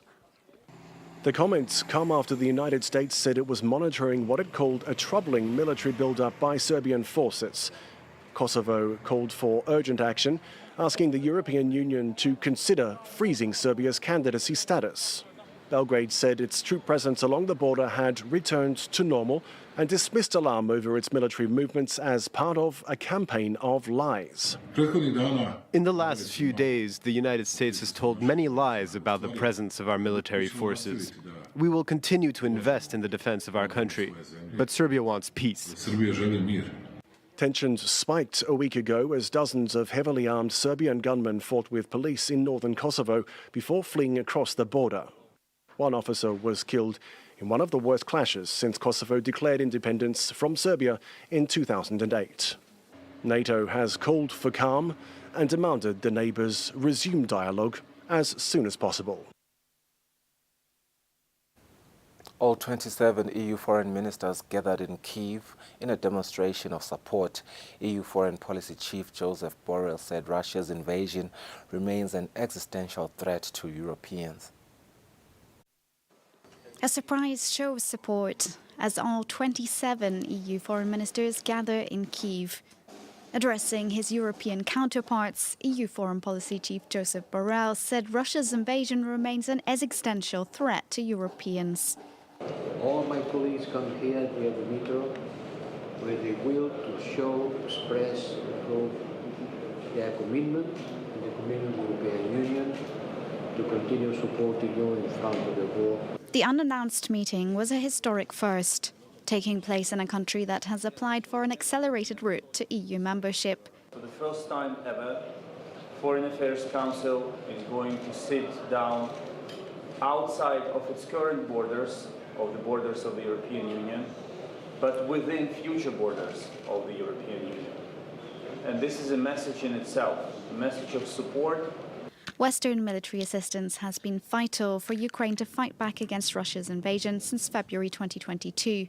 But cracks are beginning to show on both sides of the Atlantic as political tensions rise over this aid. Ukraine's foreign minister played down the significance of a stopgap funding bill passed by US Congress that omitted aid to Ukraine, calling it an incident rather than something systemic. The French foreign minister described Ukraine as part of the European family. We will send Russia the message that it should not count on our fatigue. We will be there for the long term. Ukraine's foreign minister said it was too soon to call the impact of pro-Russian candidate Fico's election victory in Slovakia. He campaigned on a bid to stop sending arms to Ukraine. The EU has so far managed to maintain its firm pro-Ukrainian stance, despite pressure from Hungary. The White House is determined to continue supporting Ukraine. President Joe Biden says, despite what appears to be cracks in Congress and the NATO alliance, with Slovakia's newly elected leader expressing doubts over continuing his nation's support. Cracks are appearing in the wall of Western support for Ukraine, as President Joe Biden beseeches congressional Republicans to grant the $24 billion he seeks to fortify Ukraine against Russia's invasion. Congress over the weekend passed a stopgap spending bill that keeps the U.S. government open for another 6 weeks. But that package did not include the Ukraine aid, leading Biden to appeal across the political aisle to legislators who have expressed concerns about accountability and exasperation that the war is still raging after more than 19 months. I hope my friends on the other side keep their word about support for Ukraine. They said they're going to support Ukraine in a separate vote. We cannot, under any circumstance, allow American support for Ukraine to be interrupted. I fully expect the Speaker to keep his commitment to secure the passage and support needed to help Ukraine as they defend themselves against aggression and brutality. On Monday, White House Press Secretary Karine Jean-Pierre told VOA that the administration remains determined amid this domestic pressure and concerns from the newly elected leader of NATO member Slovakia, who campaigned that he would not send a single bullet to Ukraine from the state's stocks. NATO alliance, it's the strongest that it's ever been because of what this president's leadership has been. We're going to continue to certainly have those conversations with our partners and allies. But look, and I said this earlier, it does not help. It does not help what we see House Republicans doing. Ukrainian President Volodymyr Zelensky, hosting European foreign ministers in Kyiv on Monday, said unity is crucial. Our victory explicitly depends on our cooperation.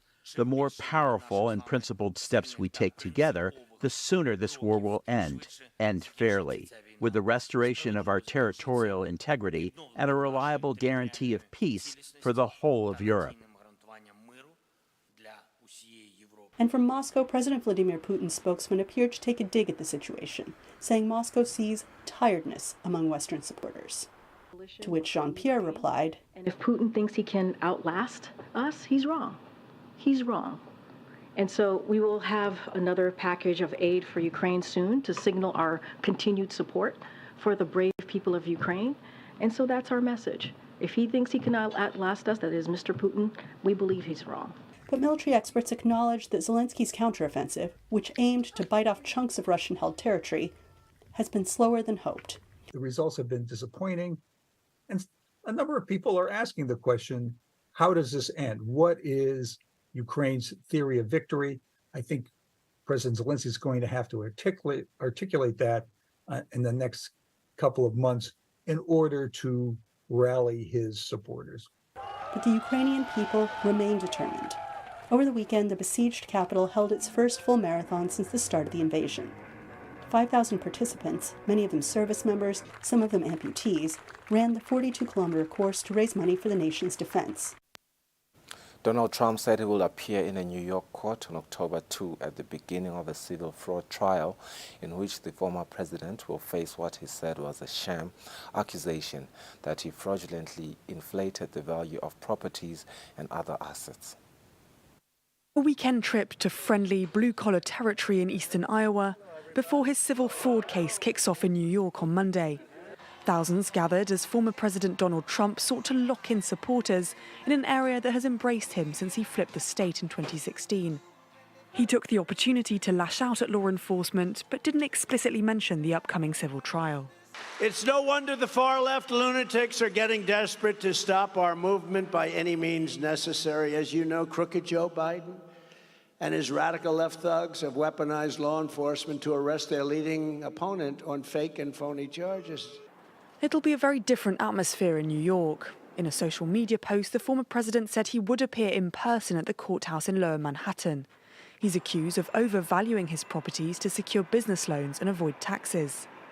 Last week, the judge overseeing the case ruled that Trump did commit fraud by repeatedly misrepresenting his wealth by hundreds of millions of dollars, meaning the trial will now focus on 6 remaining claims and the size of any potential penalty. There are a couple of consequences that could flow from this case, one of which is that the businesses that the Trump organization, Trump and his 2 oldest sons and his daughter are in charge of, will be dissolved in the state of New York. There's also the potential of fines up to around $250 million.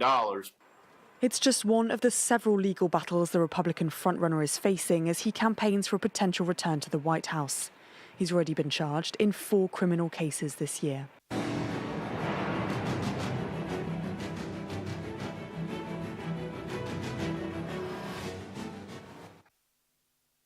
And in our sports news, Eswatini Sports and Recreation Council Communication Officer Dumisani Ndiwane has applauded all the MPs-elect who are sports personalities who were voted during the recent national elections over the past weekend. The sports personalities include former Moneni Pirates and Highlander star Nhlanhla Madida Mabuza under the Ndondozi constituency, former Football Association executive members Kumbuzo Dlamini under the Ngwene constituency, football coach Raymond Raymond Dlamini under Mfonjeni constituency, as well as former Red Lions Public Relations Officer Comfort Shongwe as Indvuna Nkundla under the Kukanyeni constituency. Babongela labaphumelele lokufaka ekhathi kobona bo babesikhumbuzo Dlamini Engwene bani batomkhumbula abekhona kakhulu ebholeni iNational Football Association also. We congratulate all the MPs elect, including former soccer star Nhlanhla Matita Mabuza, Comfort Chong as Indvuna Nkundla, Raymond Dlamini as Member of Parliament. We are pleased to see sports personalities involved in politics, as sports and politics goes hand in hand.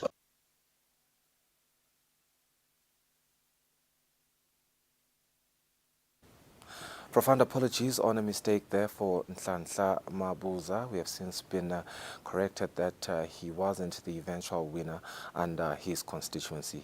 Very big apologies in that regard. As Bathlet Margaret Tester, we are Khulumisana Nambonisi Pembe from the Elections Boundaries Commission.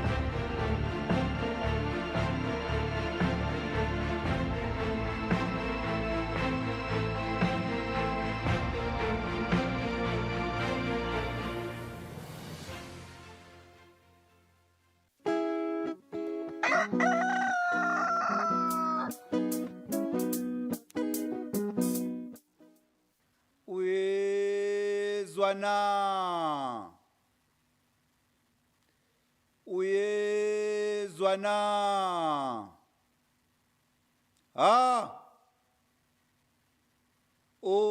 uthokandaba emagumbamane omhlaba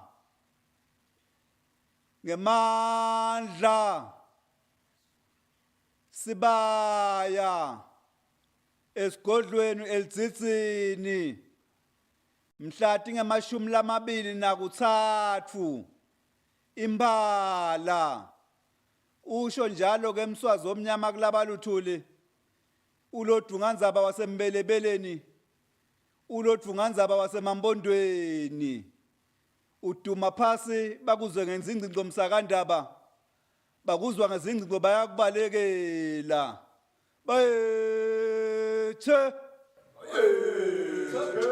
wena waphakathi awu bekunene ingwenyama ingithuma ukuthi angitshele umhlaba kwekuthi njoba na icabinet kanye nale bangangivuna nkulu bangasekho ehhovisi njengoba kusikhathi nje selikhetho nesekwakha uhulumende lomusha ithi ke ingwenyama yemhlaba emandla labeka kunivuna nkulu emandla labeka sendivuneni tembuso lawo mandla asatha umbathwa ngilong chief officer eKing's office kulesi sikhashana kuze kube na uhulumende lomusha kanjalo ke bomabhalana labakhulu ematikweni bayalukelekeka kwekuthi lapho kufuneka khona imvume noma ke ma approvals kuyafanele ukuthi bathinzane na chief officer njobana sekunguye lo mbathe emandla ekuba indvuna yembuso lophinze yembathe emandla ekuba ngundvuna nkulu kwesikhashana bethe We're now part.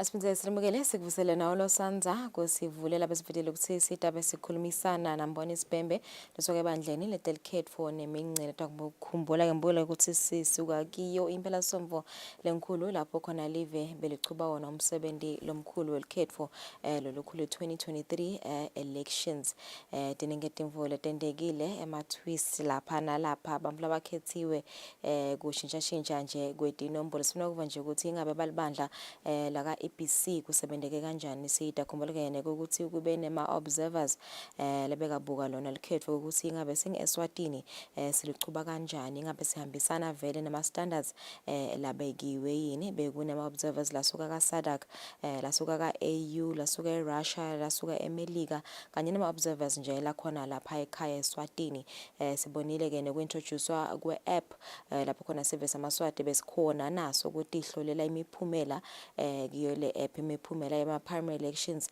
kanye nema secondary elections sifuna ukuba nje ukumbonisa ukuthi ngabe vele mhlambe umsebenzi nje welikhetho for umnyaka wa 2023 uhambe kanjani siwabonile ke nama highlights kukhethwa kwabo market nombolo tambo market letingedekile kubuya kwabo MP lebebabo MP emnyaka wa 2013 kunenje lekwendekile likhetho indolo nyaka kepha ke tachazela kabandi lapha babebhemba sikuvusele babebhembe siyabonga ukuthi ube nathi lomhla eksena I think vele njengoba sengivedile nje ma highlights alo likhetho lo nyaka I think lesikubona kakhulu kubuya kwabo MP mhlambe kukhethwa kwabo market nombolo leti sekunyuka kancane nekuvota kwebamfana labe bathina 18 years old labe bavota kokucala ngqa kungaba kuva nje ukuthi ngabe vele mhlambe nasibuka vele lawo ma highlights lawo kusemineke kanjani nje ngivusele wena Mthombeni uvusele emaswati lamahle emagumbini lamane omhlaba ngiyakuva Mthombeni uyawaveta lawo ma highlights nawo ngema highlights awo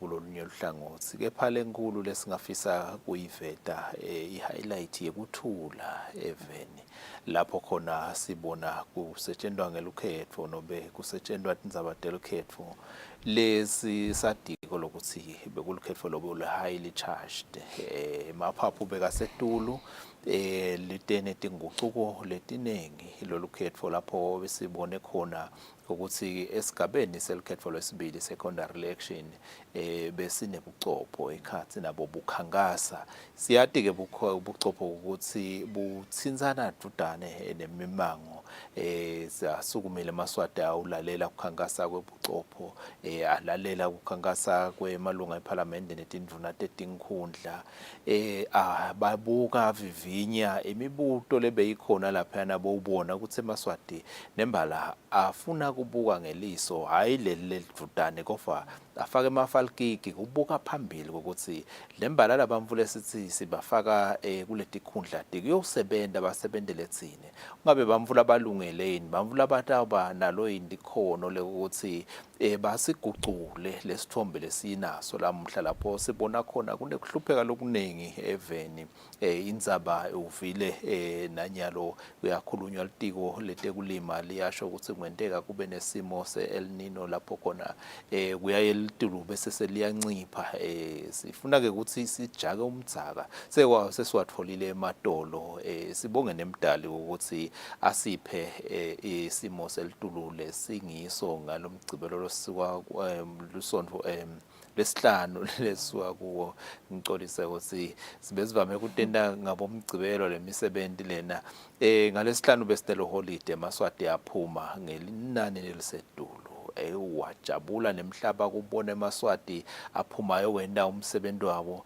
live lashayo makhwapha ukuthi emaswati asakhumbula lokuthi athunywe ngumthetho sisekelo ukuthi akafake isandla ekwakheni lelive lawo lapho khona sifuna ukuthi simo sensandvo yesive sibe ngilesithuthukile lapho khona emaswati nawo atawutivela ukuthi nobe atawuona atawuwati ukuthi lo hulumende lona ngewabo uphuma la etandleni tabo Tawukhumbula ukuthi nasi 7 siyaye sithi nasibuka linani letindvuna tembuso half wado kufanele kube libuya kuso lesive lesikhethwe ngebantfu lekwenta ukuthi umsebenzi welkhetfo ube ngulomkhulu kakhulu. Awusokuvedile emthombeni ukuthi sibonile linani labomake lithuthuka nonyaka lapho khona kulele suka kuyo umnyaka wa 2018 sathola bomake lababili nje kuphela.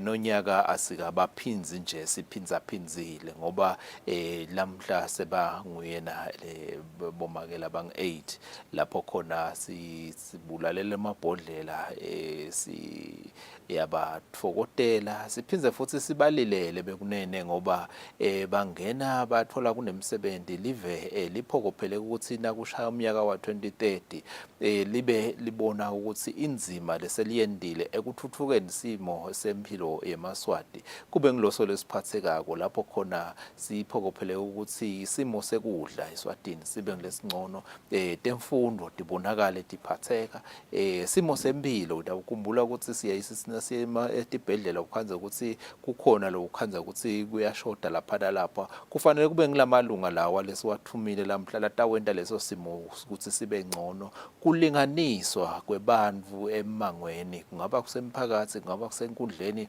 ngaba nobe ngangisiphi isigaba kufanele ukuthi lokuhlonishwa kwabantfu kubonakale kube ngcono netinhlelo ke lekufuna ukuthi tendiwe letitawenta ukuthi nembala lesimo sebantfu sibe ngcono kwesolakala kwemsebenzi bantfu labasha uvedile ukuthi bayile kuyovota ngelinani lelisedulu saze sabona nalomunye lesithina siva bathi uneminyaka lengama-28 ngo-28 ukhethiwe ukuthi angene ayosebenzela sive lokwenta ukuthi nembala asithathe sibuke ukuthi bantfu bethu kukhona yini lesibalungisela kona indzaba kokutholakala kwemisebenzi kuvulela tinhlelo letisha innovation ngoba labantfu labasha ngibona la sebanengcondo sikhuluma nje ukowaveta ne-ABC app ile ABC app lena ayikachamuke emaveni ichamuke khona la ekhaya lapha songcondvo sisebenzisana nelibandla la ka Royal Science and Technology Park RSTP letha umsebenzi lo muhle kabi yebo ke siyabona lo ukuthi kukhona lapho khona kuhambe khona emaswati ngekuthuka ithukela involensha basheshe bacabanga ukuthi seku imphumela 8 kanzi phela nawuthi uyayibuka nawuvula nje kule app iyaveta lo ukuthi umuntu uthole amavoti langakanani nawuphinza uthinza la kulomuntu bese sekuvela ke lemininingwane yokuthi ngenzawo labe kuvotelwa khona umuntu uthole amavoti langakanani yena kwendekile ke kulabanye kwatholakala lokuthi nasisabala lamavoti lamanye asalela emuva bekaseka kaveli emakhetfa ayati tindzawo labe sikhethela khona bathumile futhi nabogalajane babo ukuthi bayobaliso bayobabukela lokuthi uhamba njani lo msebenzi baphinze bababukela lokuthi batfole amavoti langakanani umuntu ngemuntu lobe kamthumele egalajane wakho uneliciniso lekuthi uthole amavoti langakanani siyacela nje ukuthi kube khona kubeketelelana kulabo lebasheshe bafuna kuyibamba isaveta inhloko ukuthi awube kunene libandla nalo solo lihledi libuka ukuthi uma sisebenta silive sitawuletha imbiko masinyane njengaloku sivile nesimemetelo induna isiveta ukuthi kwanyalo sena induna nkulu lobambele mthethwasekelo usithumile ukuthi emva kwemalanga lasithupha 60 working days kufanele kube seyingenile eParliament emva kokucithwa kwaleli sisuka kuyo ibandla lisebentela kona ukuthi sale sishicilela lamagama abo lawo labaphumelele kude ukuthi sitawukhona lokuthi nemhlaba wonke jikelele wadi lokuthi bobani labaphumelele elikhethweni. Okay, ngifuna sikhulume nje na indzaba nayi heba bebe I think sitakhumbula lokuthi vele bekunema observers la suka inhlangothini letiningi nginothi lena ya laba kasuka ka-African Union I think bakhulumele vele ukuthi laba kubonile bona kuhambe kahle konke kube bede nje nemsenjana lebe khona but babe sebenda ama recommendations ukuthi bayacela ukuthi next time uma ngabe kutawubanjwa i-special voting asingendelwa endaweni nyinye nje ngibekise nje ukuthi besikamanzini wonke umuntu bekaya kamanzini phindze futhi baphindze ba recommend ukuthi kungabalwa lelo langa lama results of special voting ingabe vele mhlambe nge-ABC niseta ukubuka lokho ukuthi vele next time as recommended by the African Union ukuthi vele special voting sibanjwe region by region. Nembala lenzaba leyo sisedukwayo empeleni sike saba nako ukucabanga nasibuka kona ku primary election nasenda special voting khona lokuthi bese liyacwabelana letindzawo lide bese tijabulile ngale special voting se primary election manzini ayesifundza sisebentela Divine hoho wasebentela St Michael's Kusile timbili lokungoho na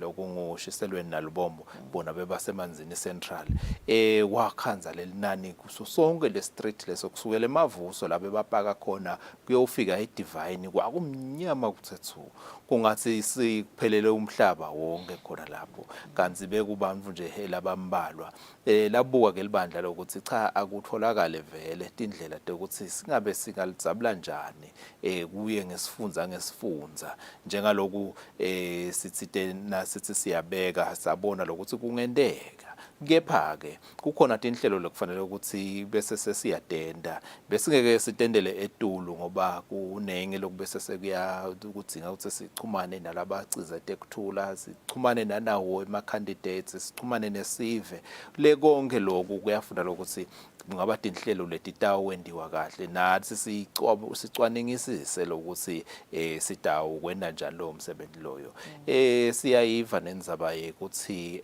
ubafise ukuthi ungasemavoti singete sabala ngalelo langa le kunengodi la utawukhumbula sibuya kuphi silive sisuka lapho khona emavoti bese sina sicetha kuvota ngalelo langa siwathatha emavoti siyowalalisa emaphoyiseni kwasukuma wona emaswati athi sicela ukuthi angasalali lamavoti emavoti ethu sicela ukuthi nasicetha nje kuvota bese sekuyabalwa lenda njalo ke libandla lenda lokuthi kubalwe indlela lebesibala ngayo kulokuthi bese wathatha lamavoti siwahlanganise enzaweni itsite bese siphuma nemphumela uba munye kepha ke kuphinze koba ngewomaswati lathi siyasola ukuthi ithi le moto nayiphuma egedeni ithi hulukuhlu esigodzini ukhanze ukuthi kuwalinye libhokisi sekungena lelinye sekuthi ngesheya nasekila sekuyobalwa khona sekubalwa emavoti langasiwo ethu lethe tinsolo leto libandla lahlala phansi lacwaningisisa lokuthi ungabe sesingenda njani kude ukuthi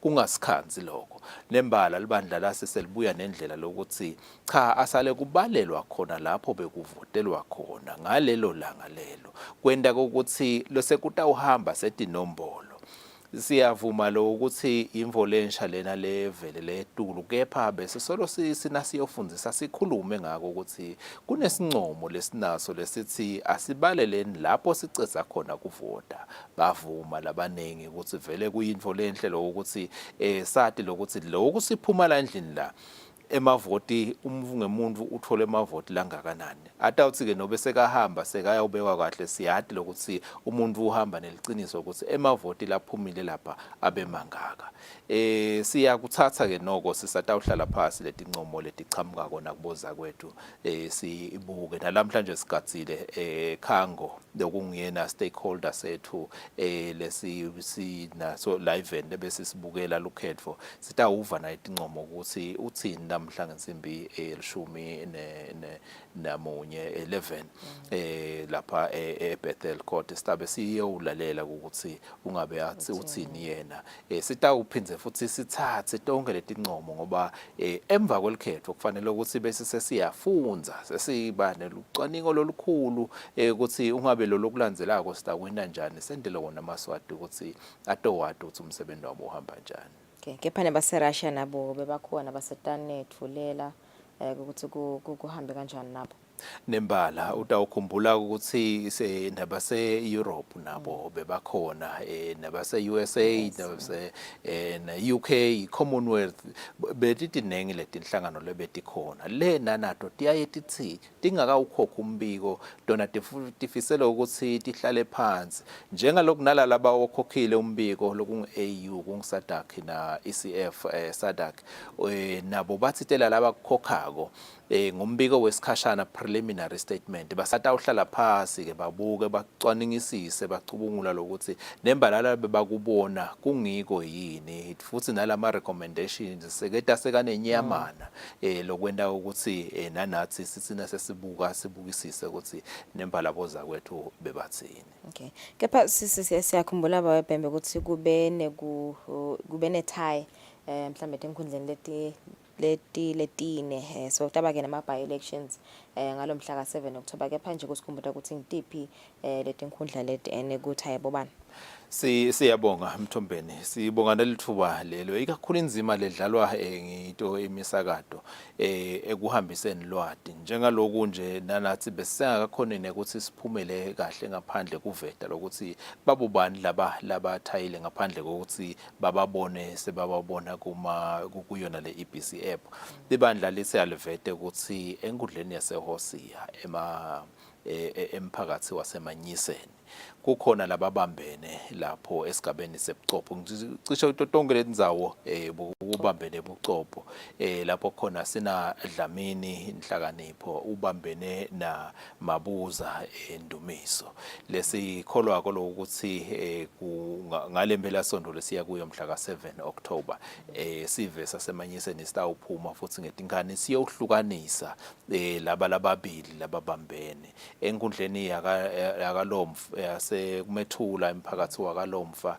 nakhona babambene kubambene Mtsiniso Shedrack una Shabangu James lapho khona nakhona kubhekekile ukuthi ngalomgcibelo sihambe siyowenda njalo sive emphakathi wakalomfa enkundleni yaseshiselweni 2 kubambene Bhembe Maswati kanye naTsikati Inhlanhla emphakathi wase Skhotseni lena khona siwancusa eMaswati ukuthi akasukume njengalokhu bekendile kulempela sonto ahambe ayobahlukanisa bese kuthi esifundzeni sakaManzini enkundleni yaseNtondozi phasi umphakathi waseNcabaneni kubambene Longmake ngibongekile Ngwenya Saqolo ubambene na Patrick Sipho Maseko le nakhona siyakholwa lokuthi litawuthi lishona namhla ka 7 October sitabe sesinaye emunye lesitamveta ukuthi nembala ngubani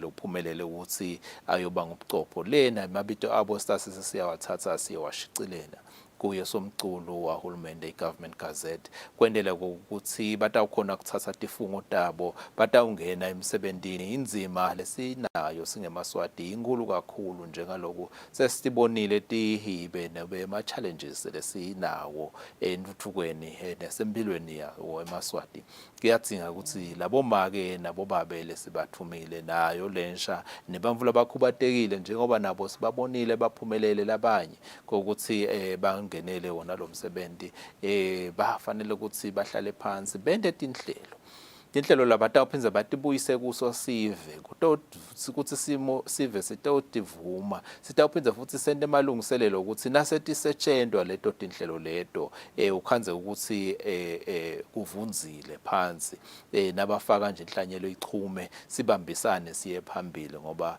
emva kwekhetho sesinemsebenzi ukuthi siyosebenta sisonke sisive ku good governance. Okay. So ngifuna ukubuta nje mayelana nale app nje babebhembe lokuthi itabe solo ikhona even after 5 years nasikhuluma nje mhlambe ngale data ukuthi itabe solo ikhona inlemininingwane nomhlaba ekutawamba isikhathi seleni icisha nasifika nje eminyakeni wa 2026 itabe solo ikhona yini lemininingwane.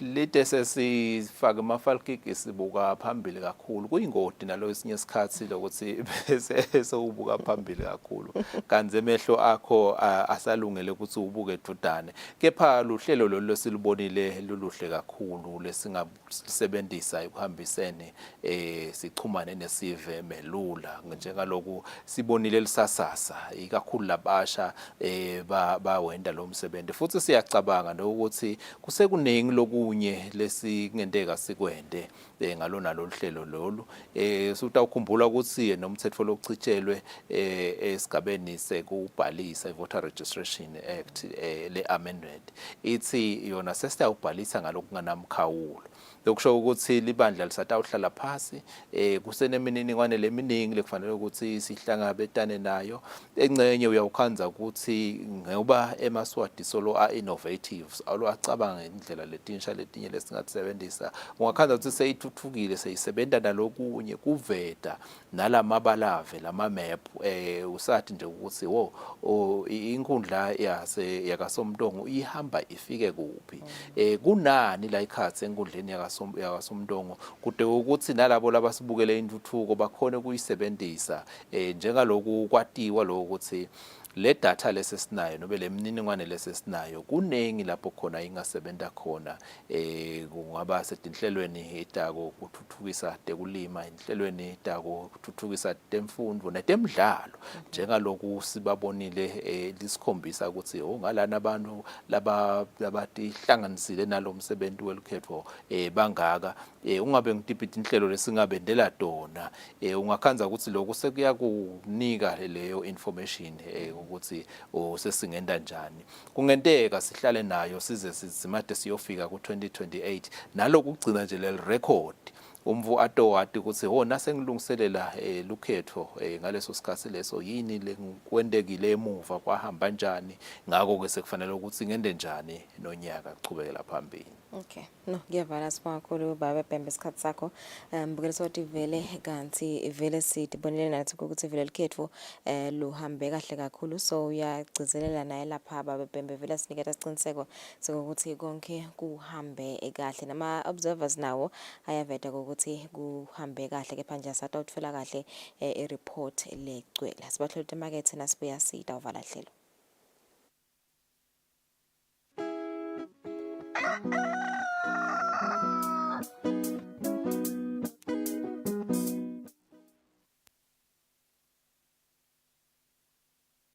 Eswatini Lifestyle is all about inspiration, drive, and swag.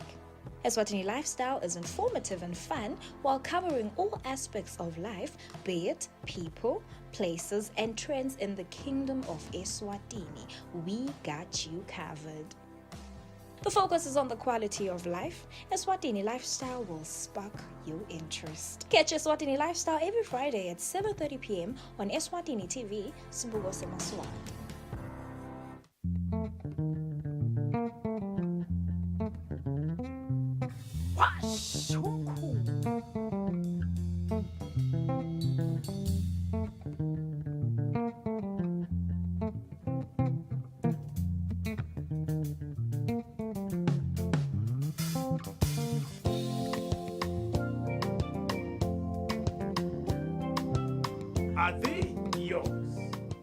Ungabukela ke washa umkhukhu every Sunday at 3 p.m.